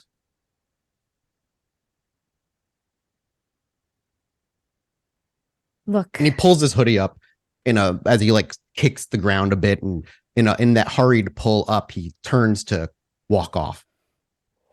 you have somebody to blame. Keep blaming me. It's fine. I don't care. You're a product of what sick shit that you got involved in. He stops and shouts over his shoulder. That's one thing we can agree on. You don't fucking care. Whatever. I had to do what needed to be done. I just say that. And Yeah, even you if he say that doesn't hear me. in a volume he can't even hear as he's Yeah. hurries off down the alleyway with a seemingly pointless meeting all told. And because Ava is just, her humanity is so low at this point, she doesn't even Of course. care. It was It's a long, just, long time ago. It was a long time ago, and she has always been the one who will get a job done. She will be the one to get her hands dirty always. Mhm. And she doesn't regret that. So she just walks away. And what was the name? Patrick. I'll remember that.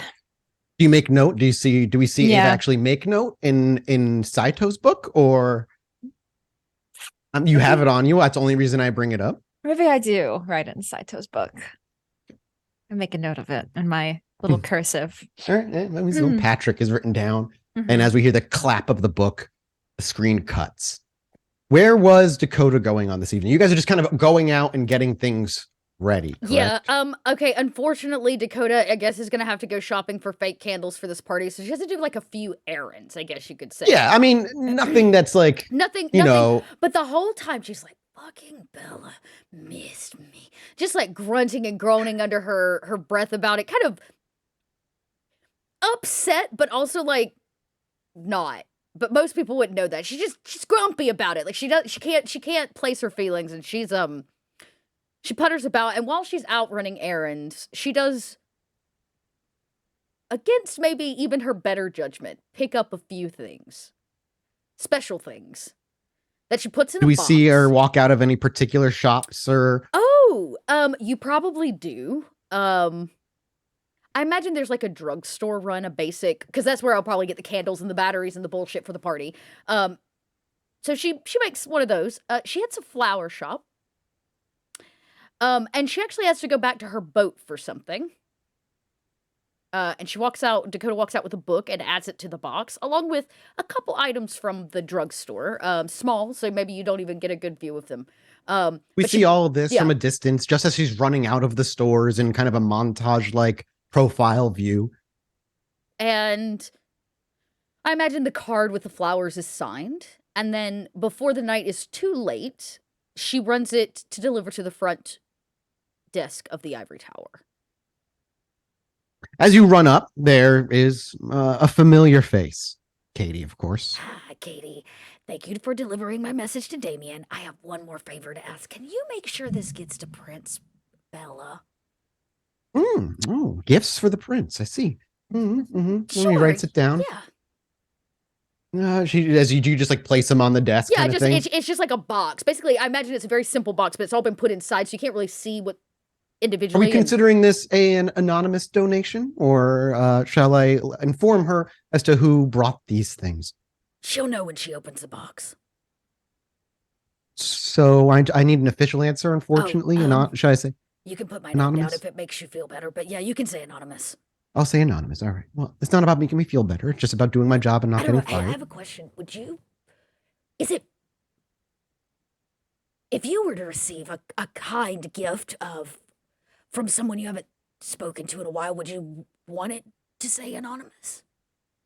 Depends on this person. It was like my ex-boyfriend. Well, it depends on the ex-boyfriend. The most recent one, I would take it, and then I wouldn't say a word. Cool.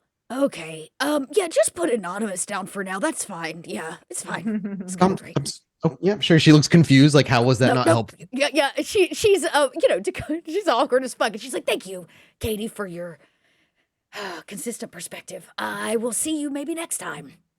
Well, I'm sure we will cross paths again. Oh, I've Hi, no Dakota. doubt about it. Bye. She waves, and you hear the crinkling of the plastic bags as they're moved beneath the desk. And then I'm like back on the skateboard, on the backpack, all the way back down to the bar. I gotta deliver the candles, to go get set up for the night before. So Dakota will spend most of the rest of the evening, if there's time, pre-prepping for tomorrow. I imagine that's what everybody is doing for the rest of the evening, is spending time at the theater, getting everything set up for the party the following evening. The question then remains, actually, because Ava's going to be there too, when Ava and Dakota come together, does Ava inform? And is Nelson there as well? Is Nelson helping prep the party? I can't remember. That was up to Nelson. I remember it was Artie that was supposed to Artie come told him. for sure. Artie's but you got the invite. You don't have to show up if Nelson wouldn't show up. I'm just curious. Nelson is nervous, so he is going to make sure he is there to help so that he knows every exit and he knows the layout. He is Saito's prodigal child for and sure. You know what's funny? Dakota's probably like, okay, in case shit goes bad, you need to know this turns on the soundboard. Right? If you get mic feedback, just pull this down a little bit. There's a fire exit there. Right, and Dakota very openly walks you through it as if all fuck, all hands on deck. I'm getting nervous. Ollie didn't show. Party. Yeah. So it's just three really nervous people just Artie. racing around this place. And Artie's just mindlessly doing the work that he was assigned. But as you all get together, the question is simply: does Ava inform Dakota and Nelson, or either or of what transpired this evening, or do you keep it to yourself? She would say it nonchalantly, I had busy night last night. Had a weird encounter with a kid from the orphanage. Oh my god, from the orphanage. So you casually drop it. Before Ava even continues, the camera is watching Dakota while she explains. What is Dakota's how does she react to that? I scoop Ava's arm and pull her away from both Artie and Nelson, because this is something we don't talk about. The loud ones talk about everything. We don't talk about that. When was the last time it came up? It's been a full season. I don't think we talked about it at all in season 2. So that means it's been 15 years because Ollie technically it was brought up season 1. Yeah, I think it had to have been brought up a little bit because Ava and Ollie didn't talk to each other for 10 years, and then season 2 came together. So it might have been brought up in the terms of the top Ollie's of just season 2 water under the and bridge. trying to mitigate that problem. That created I pull quite the Ava rift. off to the side. So it's been seriously 15 years when you talk about it properly. What orphanage are you talking about, Ava? St. Mary's. No, what orphanage? What do you mean? And he's not a kid. It's been a decade, Ava. Yeah, apparently there was a survivor. Apparently. And there were not supposed to be any survivors. That's the whole fucking point. Yeah, well, he just came to just give me his piece, which wasn't much, and then he left. So I don't personally am not afraid of anything. Ava, was anybody else with him? He paid some kid to bring him to me, but that was it. And he wasn't like, oh, I'm really upset, I'm gonna kill you and yours now? No, he just was like, I just wanted to see your face. And I was like, okay, well, you've seen it. Good luck. So, hey, at least it wasn't that the time when somebody came to the back with Ollie and wanted to blow him up. So that's good. Oh, okay. We can't. Maybe you missed the part where he can't just be walking around. He knows. We are guilty as long as he is alive. I should have probably just taken care of him there. I'm Probably. more powerful than I was all those years ago. Really? He even looks at me in the eyes and he will be on his knees begging. Okay, so maybe can I ask why we didn't start there? Because I'm not. That girl, don't- Ava, I'm just saying, if he pops up at all, if he tells anybody, they could come looking for us. Fine. If I see You him do again. remember, just as a refresher, what that orphanage was being used for, To train hunters. what he was doing before they got blown up. Okay, is it just me, or do we keep having more and more hunters walk into our life? Yeah, I know. It's getting annoying. Almost like they're from a single source. We need to, I can't imagine who that is. the Okay. only. So, Yeah. okay, you know what, Ava? I grab Ava's hands and I scoop them in my hands. And I'm like, you know what? It's gonna be okay. Because tonight is not about that or the past. It is about the future. It's about the future, Ava. And this cannot go like our first party. Remember the first party? I remember the first party. Okay. I try not to. This cannot be that. Refresh Mike, who cannot remember what You you're don't referring remember to. the first party? For Nobody all- showed up, you right? trolled us about the first party we ever held. That when was we the. still I was lived in thinking that in the warehouse. theater. No, That was the warehouse No. party. the very Yeah, first where the party that harpy bombed. showed up. She was like, yeah. "How Yeah. quaint." Yeah, yeah. where everything just That's bombed right. for us. So Dakota's like, okay, did you get the guy's name? Patrick? Patrick. Okay, this is a tomorrow problem. I'm gonna yes. have old Frank. Remember Frank?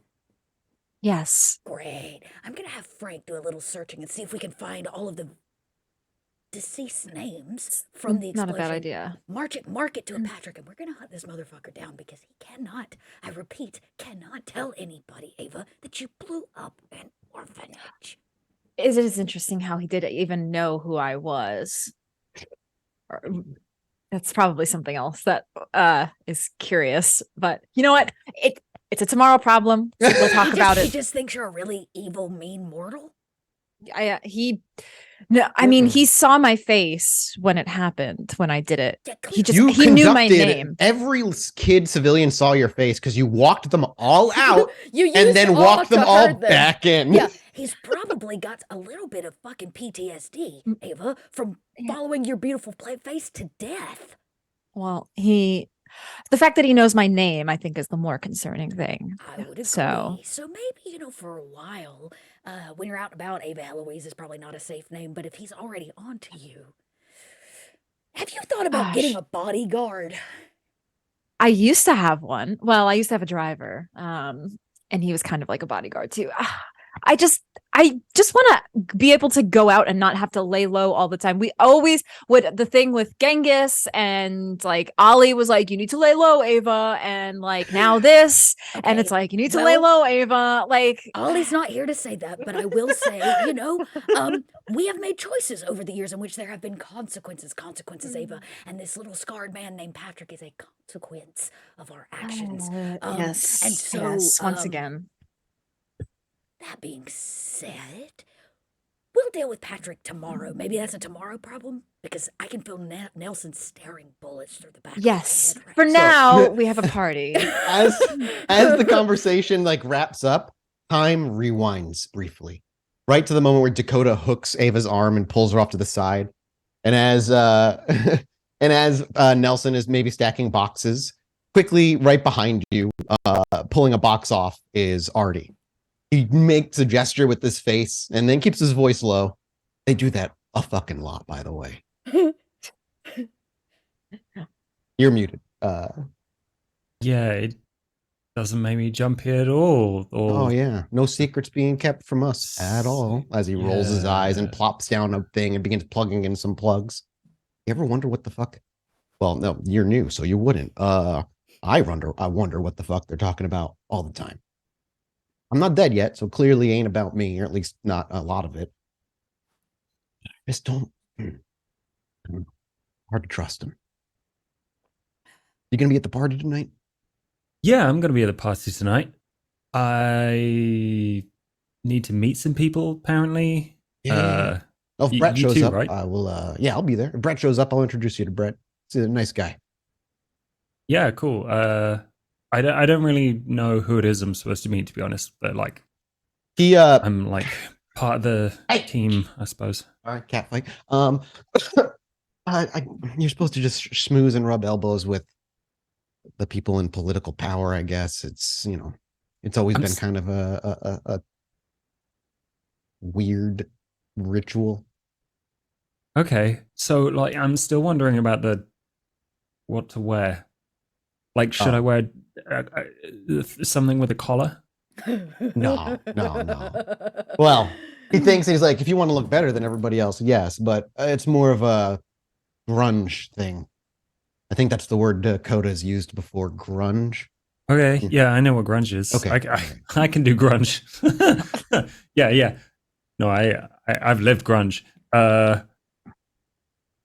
Easy. You don't look very grunge. I am not very grunge. It's not my style. But I'm told that the parties they throw are rather big events and lots of big wigs start showing up. And it's about time I try and get a foothold in the actual city and stop living in their freezer. What? Yeah, 2 years of it. Isn't that fun? That sounds awful. It You know was. they have apartments, right? I learned that when you came around. Anyway, Right.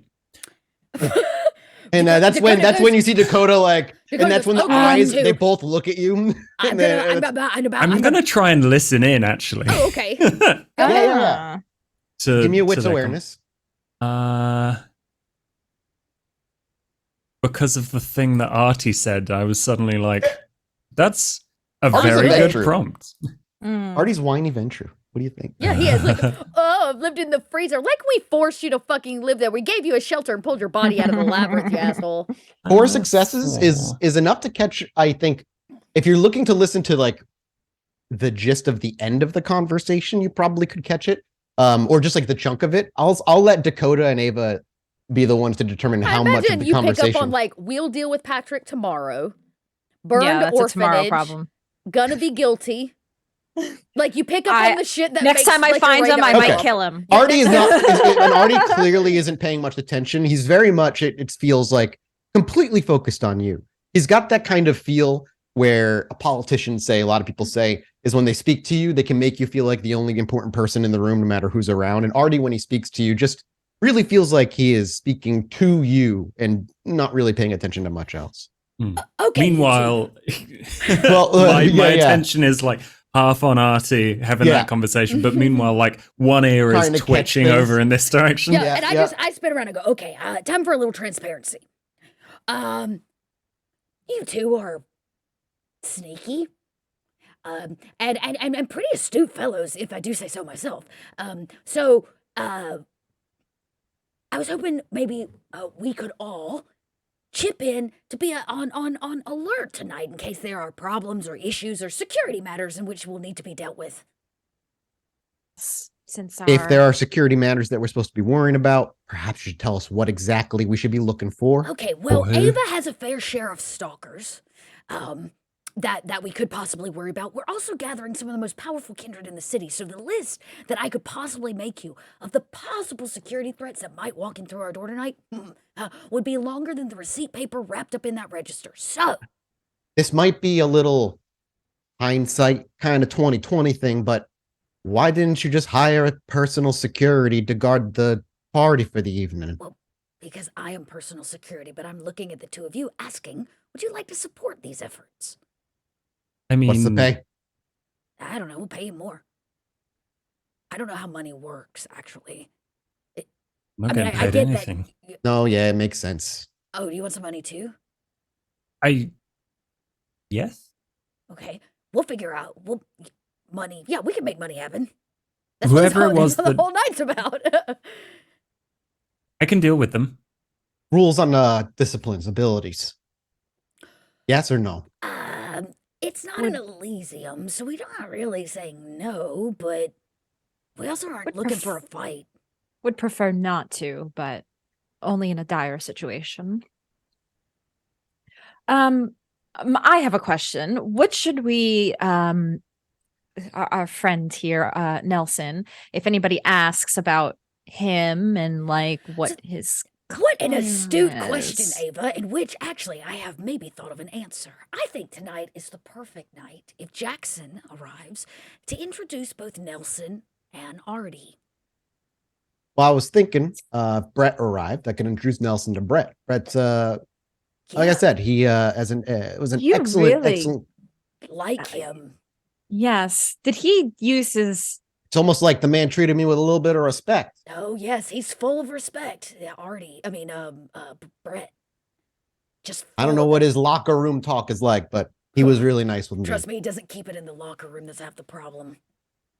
I'm surprised. He looks over to Nelson and just is like, "I'm still going to introduce you to Brett," and he gives you like a Sure. friendly elbow. Yes, Nelson, we'll introduce you to the great Brett as well. But I thought that maybe you could benefit from meeting another Ventru, Artie. And since this individual is helping with my efforts, Nelson, maybe meeting my boss would be a good idea. Help you alleviate some of your anxiety. Yes, that would help. Let's do that. See? And Artie So- looks at you. What happens if he doesn't show? Then who are you going to introduce him to? Then I'll introduce him to whatever other person is here. I guess what I'm saying is one way or the other, we will get you introduced to Jackson. I thought tonight might be prime time, and since your security is of the utmost importance to us, Nelson, maybe introducing you to the sheriff would also not hurt. The clan thing again. I get it. We just not going to mention that. It might be a good idea to not introduce him to the sheriff. I get that. Yeah. But let's just say I have a personal. You know what? He puts his hand on Nelson. Tonight you're a Ventru, kid. I was gonna say if there was a certain clan you felt you. I'll get you some clothes. You're not gonna be able to look grunge, as he gives that like air quotes. Wait. But just for the sake of whatnot, you know what? Tonight, I could do Toreador. I could be a Toreador. Although it's not about faking disciplines, boy. It's just about Understand why you can't just be yourself. Part of this is getting past the fear of them judging you. We are in our It's not space. judgment I'm afraid of. I Getting understand. my head fucking cut off. It's true. He should. May. He should at least for the party behind closed doors with Jackson. He can be himself, but at the party, he probably should assume one of the clans. Nelson, I hope that one day you don't have to hide who you are in any way, my friend. Yes, I yes, did of hear a course. whisper that New York is way more welcoming of your kind. Yes, yes. I've Yeah, never heard we- that before. Thank you Yes, for yes. that reiteration, Artie. Not just picking up on the rumors that's make their way to my ears. Well, Your choice, Nelson, if you want to be a Ventru with him or a Toreador with me. wow. Oh, Toreador. Nobody wants to be a gang girl. Okay, I see how this night's going. Okay, I'm gonna go secure the perimeter and make sure that we're ready to go to invite our guests. And if you decide you want to be yourself, Nelson, you let me know and I'll stick by your side. Till then, good luck not being yourself. The Bye. front door of the theater, as you're saying goodbye, swings open. Striding in with confidence, straightened back and gorgeous long brown hair, is Brett Stryker. Well, What? Brett, early to the party, are we? I suspect You're you to usually- be fashionably late. I know, but I'm not here for the party, not yet, ladies. Don't get too excited, Dakota. But hey, Dakota, offer still on the table. Oh, Artie, how can I forget? Oh, Brett. Artie, that's not, my name Sorry, Brett, how can I forget? Is that something that Dakota actually slips out No, of curiosity? no, I Okay, think okay. that was just a dot slip. Okay. I've Yeah, said yeah, Artie like- too much this episode. No problem, Dakota. Charity work is part of my business. This, and he gestures over to Nelson. Who's this guy? That's when Artie quickly will step in. Hey, Brett. Actually, we was talking about you a little bit earlier. This right here is my friend, new friend, Nelson. Hi. Hi, I've heard about you. He's a respectful guy, apparently. Dakota Then leaves. Dakota, you leave the theater, or you just like yeah, go I do leave the something else? theater to go to secure the perimeter to make sure that, Okay, that the gotcha. area is safe before guests arrive. Yeah. He smiles. Also good to meet you, Nelson. You find yourself in some of the most beautiful company the city has to offer. As he looks over to Ava. Ava. I smile. I don't think I've seen or heard you before, Nelson. When did you arrive into Chicago, and have you introduced yourself yet to our fair prince? I've been around. I'm not very popular, and so His eyes slowly move from you over to Ava, and you watch a wry smile slowly creep to his lips. Fuck. So you have what? A few hours to get your story straight. Ava, where'd you pick up this urchin? Doing more charity work again? Have you not learned your lesson? I can bring in as many poor kindred as I want, okay? Like, you can get yourself in trouble. Hey, I'm not trouble. He's not. He's a good boy. Is he? He looks back. I'm sure if Ava says you're a good boy, then you're a good boy. What clan is gifted with your face, kiddo? I'm a toreador. Can't you tell? Are you? Oh, yeah. Fucking tastic. Oh, a new member of the Rose Garden. And tonight, when Porsche is coming. That's why I'm here, by the way. She is excited to meet you properly, Ava, as you're one of the few roses she hasn't truly had a chance to meet. You've been one of the most busy. And to meet another one of the garden on this night, she's going to be excited. Of course. Well, Porsche is a name again to Ava and to Nelson is again as new as Nelson sounds. Who is this person? Doesn't sound familiar to you. They're new, you believe? I look forward to make it a whole 2 episodes before he It's fine. We'll keep him safe. They'll forget about Nelson after. So, are you claiming he's going to be your child? Because that would make you in trouble. So I would say, don't do that. Look, I have a couple of good ins with the prince as of late, so I think I can take the heat. You always were Bella's. Well, other than, and he looks around. Where'd she go? Oh, other than the actual pet she had, you were one of her favorites. Yes. Well, I think we have lots of fun things to do tonight. We don't need to worry about a child coming in, and there's plenty of other things that we can talk about and have fun with. Well, Portia's just excited. She's a young little neonate who's just eager to meet everyone. I look forward to it. I remember when you were new, I remember your first time meeting the Rose Garden. Do you remember the first time we met? Oh, God. Yes, at the Painted Lady. I remember. It was a night I can't forget. Of course not. Was it Furry Friday? I think it was another Thirsty Thursday, actually. It was that is my favorite night. I never miss a Thirsty Thursday. Yes. Okay, well, here's the rules. He turns to Nelson. You don't get to touch her. She doesn't belong to you. All right. And he ruffles your hair. Good kid. I cannot wait to see you tonight. I'm sure Baby Chorus is going to put on a hell of a concert. And when Dakota comes back, tell her I said, good to see you. Of course. Bye. Oh, hey, see you later, Artie. Artie gives him a gentle salute. And good to meet you, kid. Bye, Nelson. Nice to meet you too.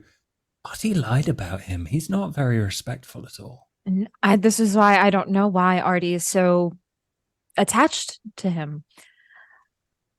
We, maybe shouldn't have gone with the Toreador route. They can see right through this shit. And that's when Dakota, as you did your perimeter check, you maybe rustled off a couple of teenagers making out in the alleyway behind the movie theater, as it just happens all the fucking time. Kids. Literally, get out of here! Get out of here! Hands are coming out of shirts and they're scampering off as quickly as they can. But beyond that, No so one's as I really come back through the spying. door and I see that Brett has left, I say, well, Yeah. now that Brett is gone, all of our security threats are officially off of the block. It's true. Yeah, tonight Did he should come be on to interesting. you? Did he offer himself? Was it desperate? You I'm ruffled my surprised. hair. Yeah, it was. I didn't like that at all. Well, hopefully Cringy. he respected you, Nelson. No. Who would have thought it? You know, I think we should I think make Art is sure. sleeping with Brett. Yeah, those two are like. Oh my god, that's it. Artie's totally. It's possible. It's not impossible. That is absolutely Look, it. Nobody likes Brett unless Yes. they're intertwined. So, Oh my god. Is there a private room at this event? There are, just in case. there are Of course, there are private rooms downstairs. with the cage. That's a No, there are- private room. That's where you take There's- people to woo them. The what?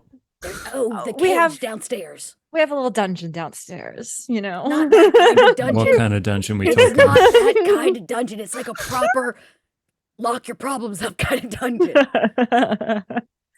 It can be any Okay. kind of dungeon you want, really, Oh my but God. it's private. So Ava has an imagination. I do not. At all. Okay.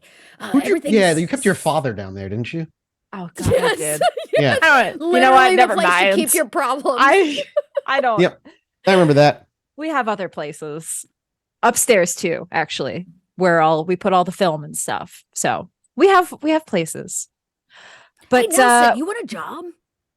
You like movies? Yeah. Really? I need a manager for the theater.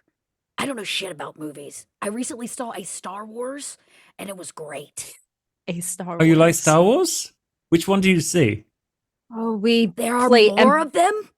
Oh my! we have only Empire Strikes It's- Back on repeat. You that was only a code. saw Empire Strikes Back.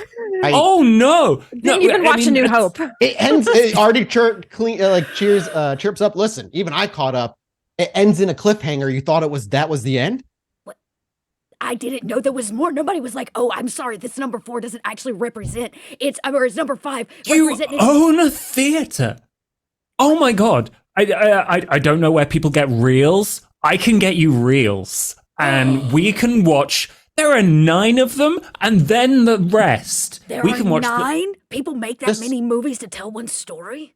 It's not really one story. It's just It's kind of the same story three times. It's the same story 3 times, told differently and progressively worse each time. So why do you watch them all? That sounds like a waste of time. Oh, Just the because original it's- 3. Just watch It's the original 3. lightsabers. I'm having a lot of feelings right now. Okay, so Nelson, you got a job, my friend. Hello. I have a hookup for a possible buy-in for a private reel collection. Yeah. And I need somebody to curate it and run the theater. You want a job here? Because if it's in our territory, they can't touch you. Yeah, all right. Yeah, sure. You know what? I want to let you know, I offered Artie that job, and Artie was like, I don't know anything about movies, and now he's spitting numbers at me like he knew there were more Star Wars movies. I had a divine inspiration. It was really weird. Okay. Dakota, I really appreciate all this kindness and all of the generosity and everything. I will do this job. I love that idea. I've wanted to sit around and watch movies for years. I will pay you to do it. It's not money. Oh. If something bad happens, I have to go. Why? I might just disappear. I just want to, because you're being so nice, and I just wanted to be honest. Nelson, can I let you in on a little secret? Nothing That ever would be a good good start. happens when you are a kindred unless you make it so. So you can pack your shit and run again and do this all over and wait for more bad stuff and pack your bags and leave again. Or you can stand your ground, grow a pair, and stand up for who you are and make something that you want for you. I'm not offering you a bunch of gifts. I'm offering you an opportunity, a chance. Well, I guess. I won't stop you if you want to leave. But I guess what I'm telling is, you don't gotta run this time. We do want to keep you safe. I kind of believe that. I still can't get over It's a lot. what I might know. happen. It's So a lot, and it is it's- scary. Let's enjoy a party, and Yeah, you maybe know we'll what? find some reels in the back. Yeah. Do you Let's- think that Luke Skywalker thought about what was gonna happen? Or did he go face his No, that dad, boy's got get air his for head, hand good chopped for off, brains. and assure that wait, no, that's the next movie. Yeah. You see it though. You don't know that. So what? Luke Skywalker is just gonna give up because he's too scared to face the dark side? No. He's gonna stand up, he's gonna be Luke Skywalker and wield his shiny fucking sword and be who he's supposed to be. Right, lightsaber. So fucking be a Luke Skywalker. Nelson, my Luke Skywalker. That's given the context of the other films, like, yeah, maybe. Okay, well, I don't know those, so okay, whatever. How about this? You're Luke Skywalker. Yeah, Well, he's we'll halfway just follow through. up Yeah, on this. This is a work in progress. We'll just, we'll work toss on around it. some We'll work on it. ideas. When I get that hookup with that film buyer, we'll I'll send you over to go just choose some stuff to rip for a while. Oh man, that'd be really cool. See? Yeah. Shall we get you ready for this party then, Nelson? You're gonna have to dress like a toreador, so I'm sorry. I If you will- had grungy chosen toreador. Gangrel, yes. I could have told Brett to piss off with his opinions, and then you could wear whatever the fuck you want. But no, you gotta go and choose being a toreador. So now you gotta go get all fancy. I went with my heart. So Ugh. Aww. Oh, and imagine that is the two responses we get in game. Yeah, I think I'm gonna go make sure the stage is ready to go, mic check and all that. Okay, bye. Ava's so excited for Nelson. Uh, that Is time there- I ate Brett Stryker and truly became a toreador. Oh my god. Now Is that the character arc for you? That would give Nelson all the gold stars. That is the Actually, most yes. amazing plan I have ever heard, Josh. That actually I is hope pretty you great. never suggest that to Dakota because she will make that a She'll reality. make it happen. She'll be like, I don't know how this happened, but Yeah, oh well. Oops. Brett got eaten. Huh. Well, is there any other conversations or things that people want to do prior to the party starting? No, Nelson, no. Already has Nelson- no interest. Just at the beginning of the party, so he has it during the. Will use heightened senses, but that's it. So the way we change scenes is as Dakota's like, I'm gonna go do sound check. We see her up on stage. We see her intake, inhale to say something, and as soon as she's about to, we hard cut to the party, and that's where we see Damien in the background playing guitar, and the singer taking place of where Ava was standing, and Baby Chorus is putting on a hell of a show. As the camera turns from the band over to the floor that was once empty, we see a good number of bodies dancing, chatting, drinking, eating. How do we know how big exactly this place is on the inside? How many people can this fit? So if I remember Comfortably. correctly, we used like it was an old porn theater, so it probably wouldn't hold more than 50 Oh, that's people. true. Okay, Right. well, it's just a likely converted theater. yeah. We'll If say it maybe helps with some you, of when I built it in The Sims, it held exactly about 30 seats. perfect. What I will say then is with the construction you've probably done some rearranging. It's probably closer to like a 60 people max at this point, and just a little bit more room. And it seems to be filled to capacity. There are people outside drinking and talking away from the loud music as it would be, filtering in and out. And it's not all kindred. It is, of course, kind mixed amongst them. Some there specifically for feeding, others there because you need to keep an air of, normalcy, that other people can come down the street or walk here and come to a show. And they're enjoying themselves. Familiar faces are all amongst the crowd as we kind of swerve downward, and now we're at eye level, passing by some civilians who are up front drinking with a beer in hand and kind of headbanging along. We pass through some more, and there's Annabelle, who is acting as she's usually like the acting manager of the band, as so she's like kind of relatively close to the stage, dancing along as well, but no drink in her hand. As we continue to pass through, hey, there we see what's his name? Rat Tail actually made it to the party, Nice. and he's Rat-tail. enjoying himself. Not invisible. He's very much Yeah, I was out, about to say I would probably be hanging with head-bobbing. Rat Tail. That's Our Dakota's little vibes. Nos. Yeah, we and that's what we likely see then, is like he's probably chilling with Dakota, head bopping, maybe having a general conversation. We might even have a glimpse of Boss, who would probably not miss this place, just barely out the corner and out of the way, just enjoying the party quietly. No one knows when she slipped in, and no one really knows when she actually left, because she wasn't there at the end either. But as we push through the rest of the crowd, we make our way to the door, and as the double doors swing open, we see Brett Stryker, and on his arm, a mysterious new woman. They stride in, smiling and chatting, as Dakota somehow just knew. She just sighed heavily, I just openly. anybody that comes in on Brett Stryker's arm is trouble. Her hair is pitch black, just longer than shoulder length. Her eyes as well are very dark, and on a first glance, just looking at them, they truly do look pitch black. But the more someone speaks with them, you realize the dimmer light in here adds to the effect of just dark brown eyes. And her skin is pale and fair, and she has that little button nose, that little like kind of curves up just a bit, and is just that kind of cute little button nose that goes with it. Her eyebrows are as fabulously maintained as Ava's. And she walks in kind of wearing, well, what is Ava wearing, out of curiosity? What is she wearing on a party night? Ava is wearing it's a black dress, but it's more casual. It's not like a super elegant black dress. It's black. It's off the shoulder, and it has like a sleeve that's also off the shoulder. It's like a little flared short sleeve. The black dress is tight fitting. It's got a little slit at the bottom. She's wearing these nice heeled boots that are kind of like a combat boot style. And she doesn't always wear short sleeves, but this is one of the times that she is. You can see a tattoo on her arm of a crown with roses around it that she got back at the Painted Lady many, many years ago.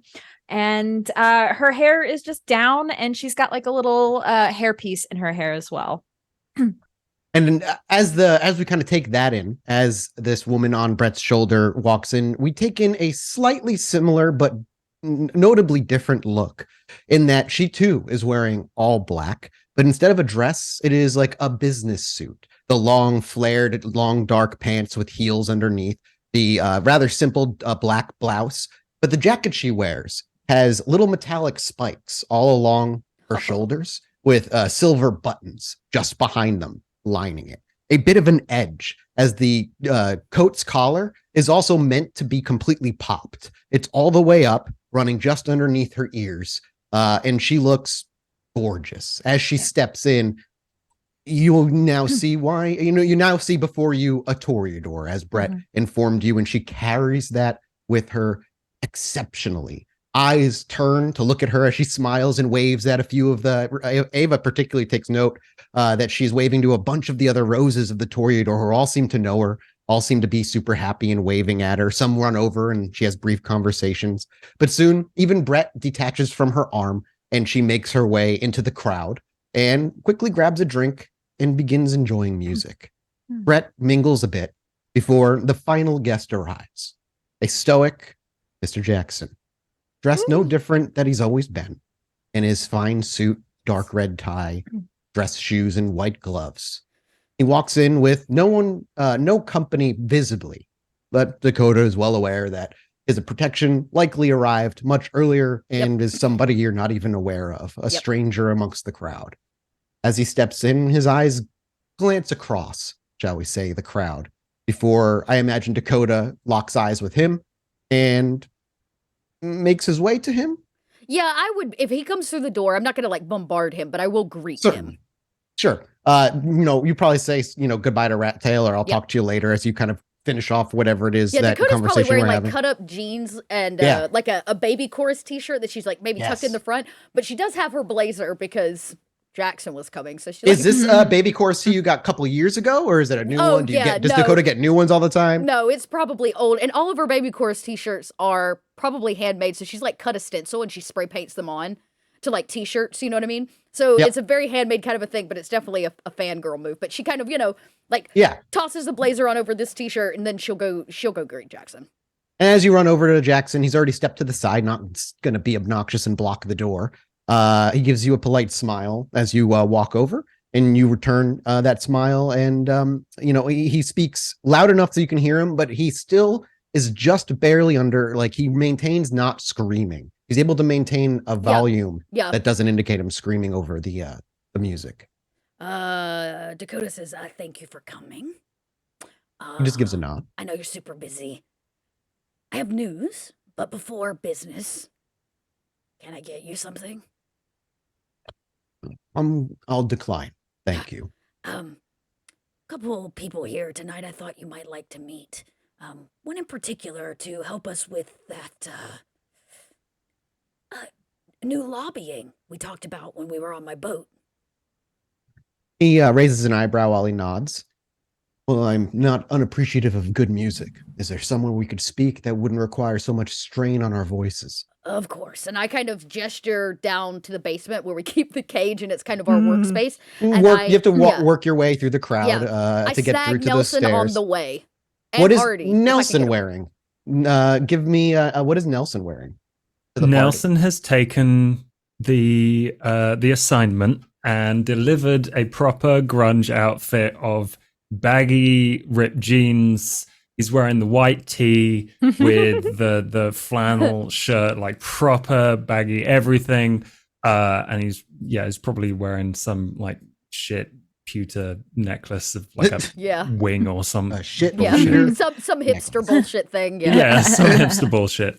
I make eye contact with Nelson. Like, get your ass downstairs. And I try to do the same thing with Artie. Like he's part way into the mosh pit at that point, and he's just like, oh. Artie is standing guard as security on the outside of the door. So, do you want him to be not securing the area, or how do about you? I might just I'd be like, I will meet you downstairs, Jackson. And I quickly run over to Rat Tail, and I'm like, hey, Rat Tail, I gotta pull my security downstairs to have a quick chat. Can you just watch the door? Yeah, no problem. And he makes his way out front. Good man. And I was like, get him another drink. Yeah. Okay. He gives you a thumbs up with a big grin, and then he makes a gesture to Boss and gives a wink before he goes outside. Yep. So I will cute. grab Artie and I will grab Nelson. That way we can do this all in one swing. And Ava, if there are eyes, but I also make eyes to Portia. That was the next question I had. That. What is Ava doing during the party? Because I'm imagining you and Dakota are remaining separate. You got to do your mingling and all that shit. So Ava is mingling, but she's keeping her eye on Nelson to make sure that nobody approaches him or there's any trouble. So he's enjoying himself at the party. She's kind of keeping a distance, having a drink, and just keeping an eye on him. Nelson is left undisturbed for the beginning of the party until you see the fiery red dreadlocks of Dakota break way through the crowd and grab his arm and yank him away as she's yelling something into his ear. I make eye contact with Dakota that you guys go ahead. I'll stay up here and point to the crowd of the Toreador. Can I please get a wits awareness from Ava alone then? Wits awareness. Okay. And hopefully with all of these concert lights, Ava's shadow is covered.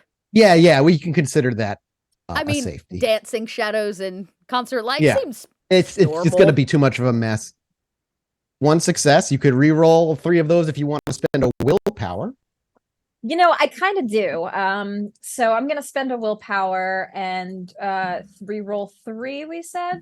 Mm-hmm. Yes. So I'm just going to do 3d10 here. Let's see what we roll. You had 2 more successes for 3 successes. Okay.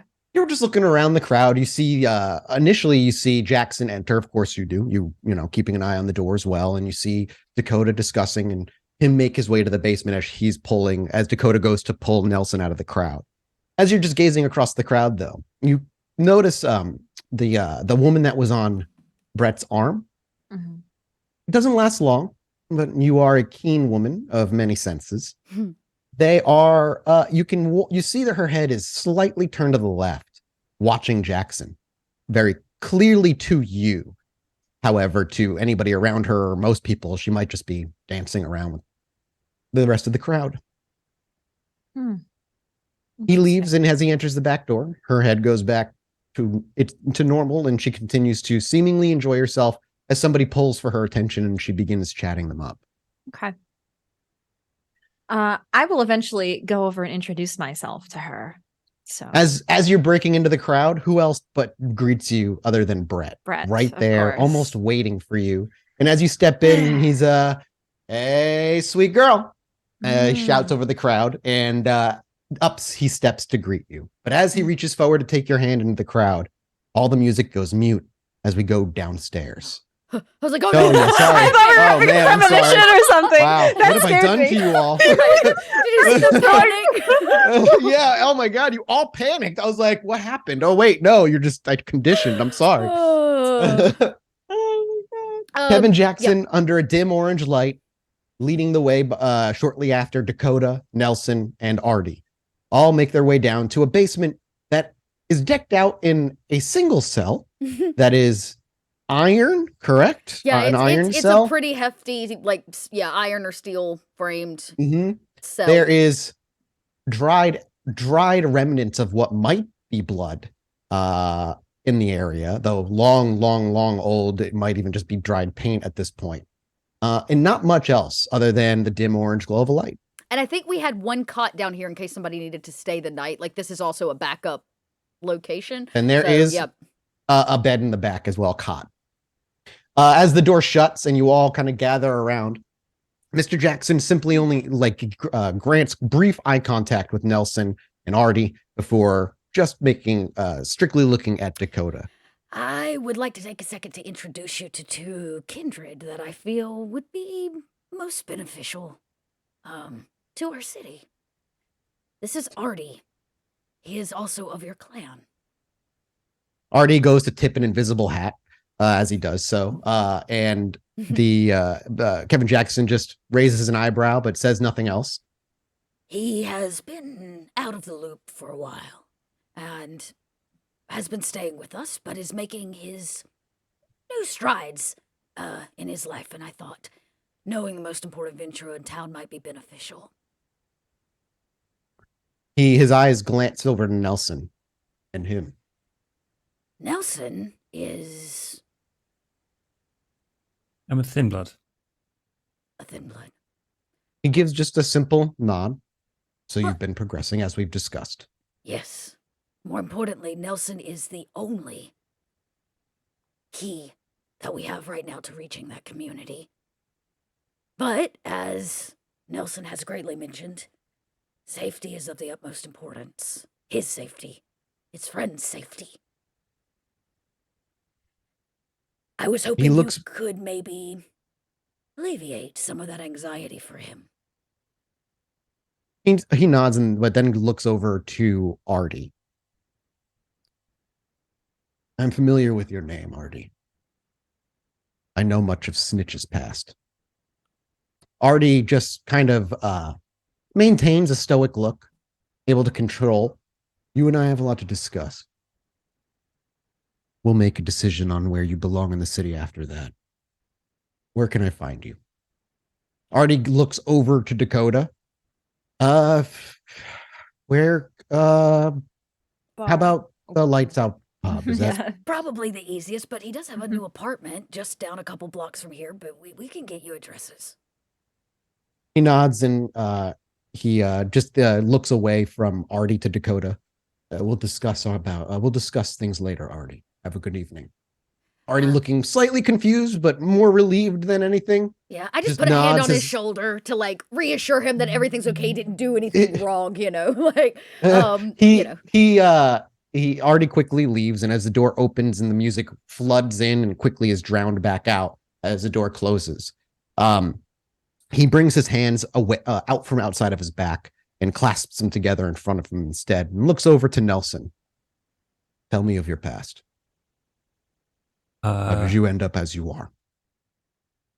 some asshole made me over. Do you know who the asshole was? Well, he was masquerading with my dad for a very long time. He might have been a Malkavian. I don't really know. He messed with me, my blood, all sorts of things, and then eventually, the Anarch leader Shuichi Saito took me in, taught me everything, taught me how to survive, and I have been doing his work, trying to survive and keep other thin bloods safe at the same time. And sir, I want to be honest with you because Dakota seems to trust you. I'm not going to tell any of the other thin bloods about you, and I'm not going to tell you where they are until I see proof that we're not going to be hunted down, we're going to be safe, all of that. You want assurances, and I would want them if I was in your position as well. No, I will treat you as a confidant of Ava's, a confidant of Dakota's. Should any of this leak its way out, he looks over to Dakota. Shit rolls downhill. Yeah, I know. I'll lay it on the line. Should you know, if you try to cross me, you will be put to death. But quite frankly, Mr. Nelson, Chicago is on shaky ground.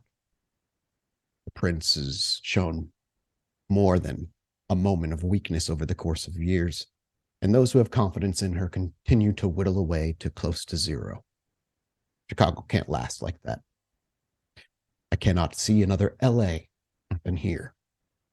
Stability and the peace among kindred is what everybody wants, even if most of them think they want power.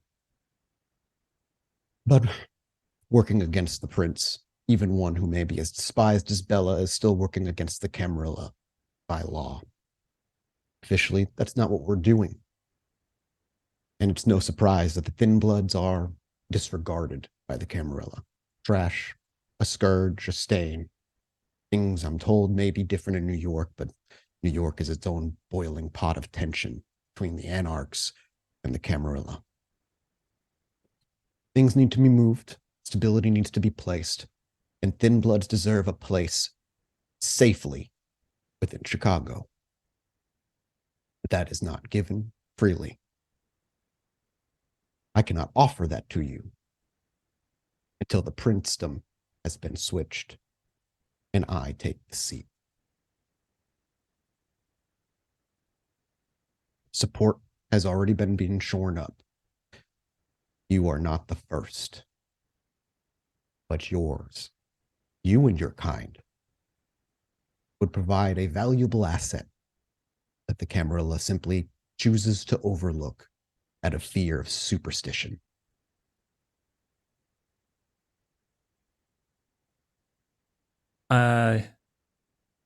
I mean, that sounds great and everything. You've big plans. I don't see what I can offer or how I fit into your.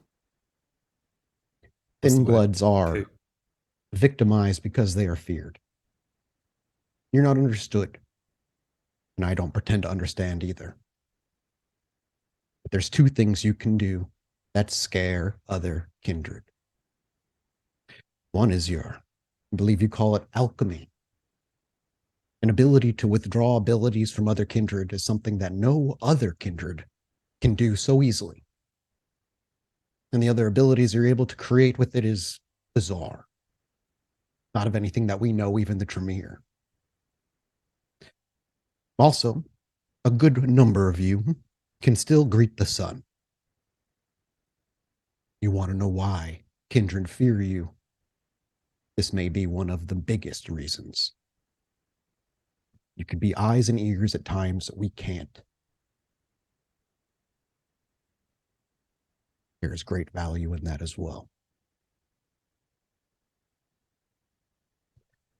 I'm not asking to throw you at the front lines, to be the first to die.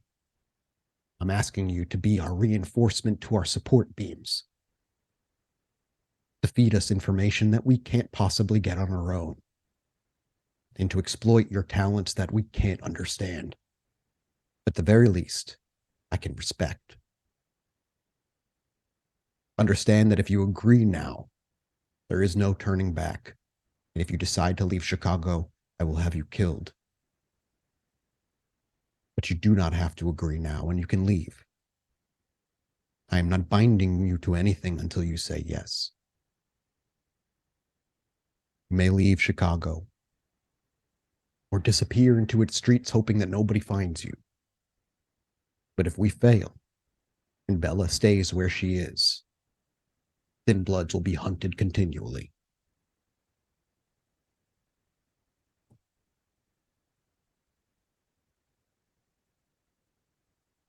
I think at that point, Nelson is looking at Dakota. For my knowledge, Mathis, what is the declaration right now on Thin Bloods in Chicago? Death, not allowed, not welcomed. So death on the spot. Yep, like typical Camarilla rule is no Thin Bloods. Question. You know, Dakota's clan was very much not welcome anymore in the Camarilla. That was made a public statement. So, say Dakota protects Nelson. Does she fall under the same Camarilla struggle as, say, somebody like Jackson? Can you say that one more Like, time? so Dakota is... The Gangrel are not part of the Camarilla, even though they're asked to follow the Masquerade. Yeah, so the way the Camarilla law works is that you can call yourself whatever you want, and the Camarilla can even say you're not part of the Camarilla, but as long as you're in a Camarilla city, you are Camarilla and will be That's what I punished thought. as Camarilla. Yeah. We have given him a little bit of a mask right now. We thought we might pose Nelson as a different clan. Intelligent. You claim that your sire may have been a Malkavian. Does any of his gifts run through your blood? No. Who raised you? Shuichi Saito. Right.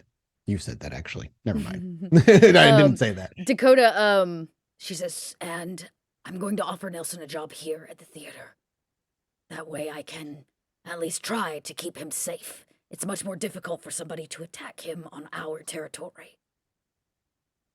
If anybody gets word of what he truly is, there's nothing I can do to prevent it. I understand. Not now. Currently, the train yard has been given permission for Gangrel to come and go, which is enough of a cover, at least, if the Thin Blood do want to leave, to be able to get them out the same way. If not, I can keep them in the train yard.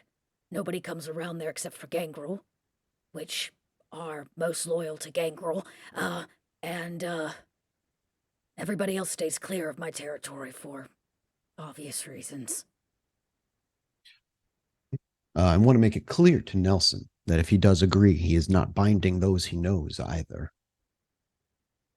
You are simply agreeing for yourself, though I would appreciate any offer to those you do know.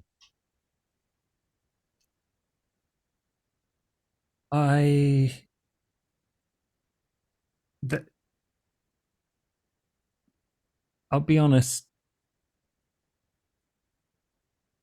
Most everyone I've met, even Dakota, even you, has threatened me in some way on first meeting. You walked yourself headfirst into a cold war, boy. I apologize for that. Yeah, I never really saw any of it. I heard about it from Saito, but he protected me from that. But now I'm here. I don't even know the half of it. I'm scared. I never had the pleasure to meet Mr. Saito. He has had a profound impact on your coterie. One of them, I'm told, is alive because of him, and I owe him that thanks.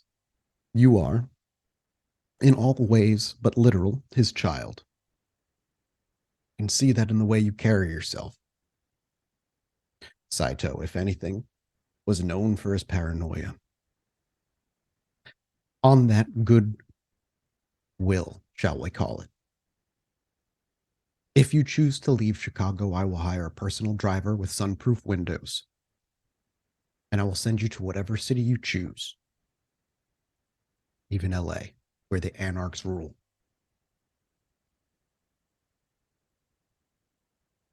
I'm a man of my word. But if you choose to stay here, I will do everything in my power to protect you, as I'm sure Dakota and the Loud Ones will as well. You will be involved in something rather dangerous, but revolutionary. Something Chicago has needed for far too many years. I don't lose, Nelson. The pieces are in place and I bide my time. Even lost battles teach you something. So the Thin Bloods lost their battle,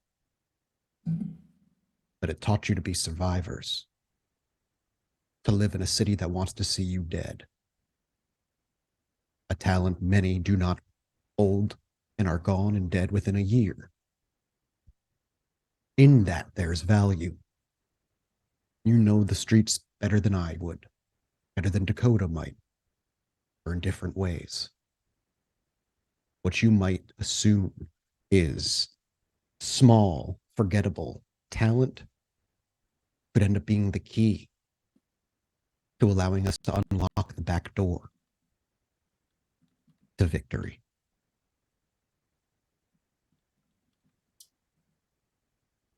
I need to make a roll. Oh, please jeez. What would you like to roll? I think I would like to roll Wit's leadership because he is Sure. very aware that even though he is deciding for himself, he will.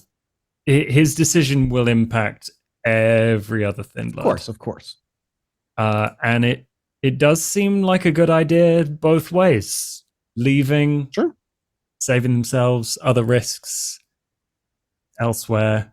But then on the other hand, an actual offer from someone who is dressed very finely and has very good words and also has the respect of Dakota and apparently a lot of other people.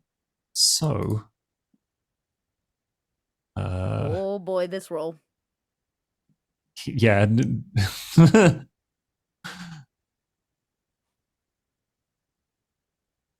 Okay, that's interesting roll. Yeah. Ooh. Ooh. Oh boy.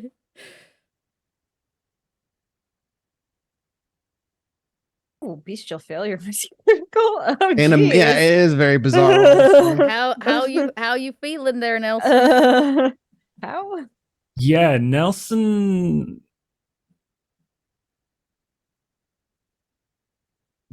I think does what Dakota says and is like, seems to pick himself up and has some ballsiness to him Great. in this moment. Yeah, rebellion. Yeah, he could have just Luke fucking Skywalker. left. So what does he say? I'm gonna hold you to your promises, and I am going to find out what is killing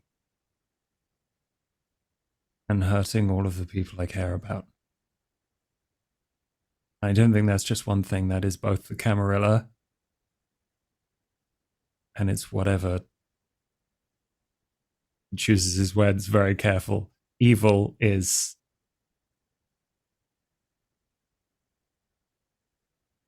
messing with this city.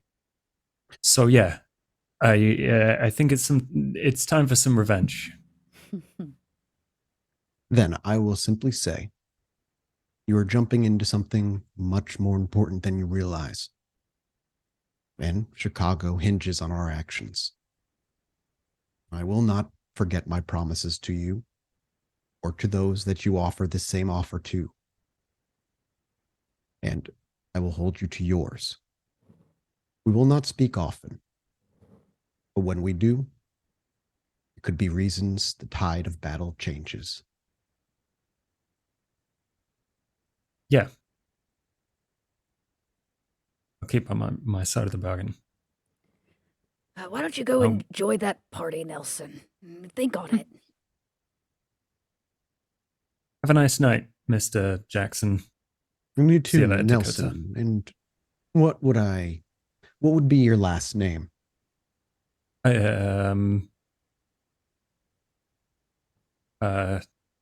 Heloise. Interesting decision. May I ask why? People I admire. Nelson's not my real name. I'm sure you guessed.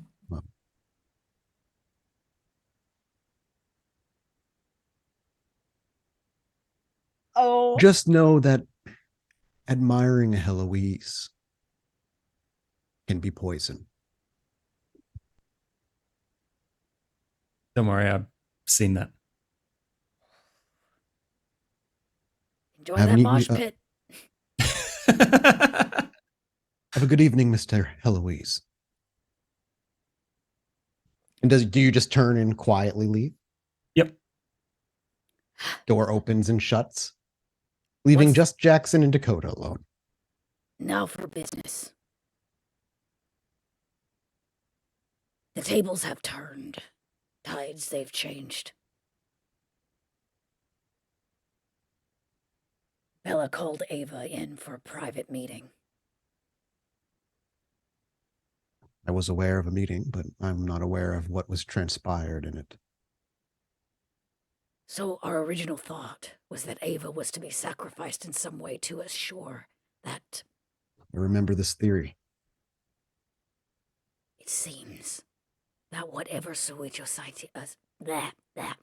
Soichi did for Ava assured that Sybil cannot continue with her plan as planned. Are you about to tell me that the blood magic has a butt? I'm going to tell you that choices were made that have added a but. His hands go from up front to back behind his back, and he looks down through his nose to you. I am listening. It Miss Rain. seems that whatever shadow Bella carried for Sybil has been given to Ava. Bella is a lost cause, so feels Sybil. And she will now be sacrificed in Ava's place. Ava is now carrying the shadow. Does that not throw everything that we have planned into immediate danger? Yes, Ava should be killed. I struggle to agree only because Saito's blood magic has assured... Saito was an agent of chaos, something you readily agreed on. Absolutely. But for whatever happenstantial reason, his chaos has assured that the shadow Ava carries still cannot watch her, control And are you her. sure it is not her speaking through Ava, pretending? I have reasons to believe that that Sybil herself would not have made this change if it were not necessary. She has to have someone in that position to be sacrificed, and because of what Saito did, she cannot do it. Which means that actually, Ava is currently undercover. You are asking for me to trust something that could destroy everything we've worked for. I have always trusted you, Dakota, and that has not changed. You are one of the most honest kindred I've ever met. So I believe you when you say you believe that she is protected due to Saito's actions. And while the Tremere can be necessary at times, their blood magics are not to be trusted. Their very creation was a faux accident, not true kindred. I don't disagree, but there's one piece of this I think you should know. I'm that may listening. change everything. Sybil has promised the seat to Ava when the deed is done, which means regardless of if we succeed or if we fail, Ava can give that seat to you. To rule over Chicago during endless night. I didn't say it was ideal. I said it is an option. Should And- endless night occur, I will lose my life fighting in the open to destroy her. Then you and I both. We will perish together. Endless night is Jack, not. it is not an option. I understand. One of the reasons that you keep me around, that I have bugged the hell out of Cretius to assure that I could be here, is because I know a little something about war. The tides of war change every day. And what kind of plan do we have if one decision like this is going to ruin everything? I am not asking you to change your plans, but I'm asking you to find the opportunity in it. And I feel you are minimizing the threat. But I can agree to this under a singular circumstance, Miss Rain. If you truly believe Ava is herself, that whatever she can do through her shadow is being muted or blunted, whatever Saito did, fine. However, if Ava shows signs of not being who you believe her to be, you must kill her yourself. And if you do not, I will have Damien do it for you, and then Damien remove your head as well. I understand. We don't even know what happens when the kindred who has the shadow attached dies. We could remove the threat by removing Ava Heloise. I want you to think on that. Do we really think that simply because we kill Ava, that she won't find another? No, but we are at an impasse because we do not know what will happen if Ava keeps the shadow. At least one is a mobile threat that we could potentially track. Another could be a mole in our ranks. I understand. I have sought answers for us. A small gift goes a long way. It's already been delivered. I hope the next time we speak, I have better news. Do not think tonight is filled with bad news. Mr. Heloise, as he calls himself, will be an extremely valuable asset. I believe he wants to do the good thing, and if he truly was raised by Saito, and there's a nugget of good in him. I never, as I said, got to meet Saito. But if what he did is truly keeping a great power like that at bay, then we owe him quite a bit. I agree. I As can't say always, that we I are on- did Saito right when he was alive. Maybe it's part of the reason I have a soft spot for Nelson. As always, Miss Rain, you and I are on the same page. I appreciate that. And your honesty. And your trust. As I respect and am grateful for yours. I imagine that you will want to meet Porsche if you haven't already. She has arrived I've heard upstairs. I have heard of this Porsche new to the city, from my understanding. Mine as well. She but was... She came in with arm candy tonight that may prove more of a problem than he is worth before it is over with. Understood. I will mingle, show face. And this Portia, I will perhaps say hello. As far as I know, she just arrived from the west. She was visiting her sire. Yes, she has made quite a splash since her arrival, at least from the words of Ava. Toreador are dramatic. There is no doubt about it. But like I said, I don't actually worry about Portia. It is her arm candy, Brett. It seems he is maybe doing Brett is some a bidding fool. for her. Yes, well, that you and I can agree on. But a fool like him is easily manipulated. And that is my concern. Agreed. Well, Miss Rain, I'd like you to leave first. Yes, of I'll course. spend some time down here, and I will leave later. Yes. I wish I had a chair to offer you, but I guess there's a cot. Have a great evening, Jackson. You as well.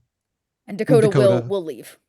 She does and makes her way up the stairs, and we follow I you bring up a the stairs. box up to make it look like I was down here for supplies or something. Absolutely. And we see you walk up with maybe some more booze to fill the bar. And the camera follows you until you mingle with the crowd. And that's when it detaches from you. It raises above the crowd. And we see Ava still watching the crowd. And Ava, you see for a while, we saw Artie come out way beforehand. A while passed. Now Dakota's out with a box. And eventually you imagine Jackson will follow. Nelson also left in between there. Sorry. I imagine Nelson went back to being in the mosh pit where he was or doing his security. Yeah. But before we say goodbye, the camera makes its way over the crowd and next to Ava, over her shoulder as she looks around. And once again, you can see mingling in there is the woman by the name of Portia. And in that moment, she looks over to you. The two of you catch eyes, and it's as though the entire room goes silent for a moment. It feels as though she stares through you. And she gives you the widest grin. And as the grin is seen on her face, all music stops as the screen goes black. And we return next week for another episode of SOS. Oh, that's right. Yeah, we're going to be doing two one-offs. Yes. Is that next week we're going to do that? Are we doing both next week? Okay, we're just doing one next week. So we got a one-off coming up next week. Dot is muted. Oh, no, I'm not muted anymore. Sorry. Okay, yeah, we got one-offs coming up. We've got one with Dakota and one with Ava. And each one is going to focus on what they've done on the sidelines and maybe some relationships they've been building. It's just a good opportunity to maybe do that while Bub is away. And next time we get everybody back together, we'll pick up right at the party where two Toreador's eyes. But we've got to go do an after show as well. Oh my God. So, you can find us everywhere on the internet. I'm going to cut it short just to say goodbye so we can go knock it out because Tracy's on a bit of a timer. Love you guys so much. Find us at Pod by Night everywhere. Go watch VODs at youtube.com/roll for it. Find us on Twitter. You know where we are. And Josh, thank you for guesting. Thanks again. guys. We'll see you soon. I love Nelson. Yeah, Nelson's great. I love it. All right, everybody. Goodbye. Bye.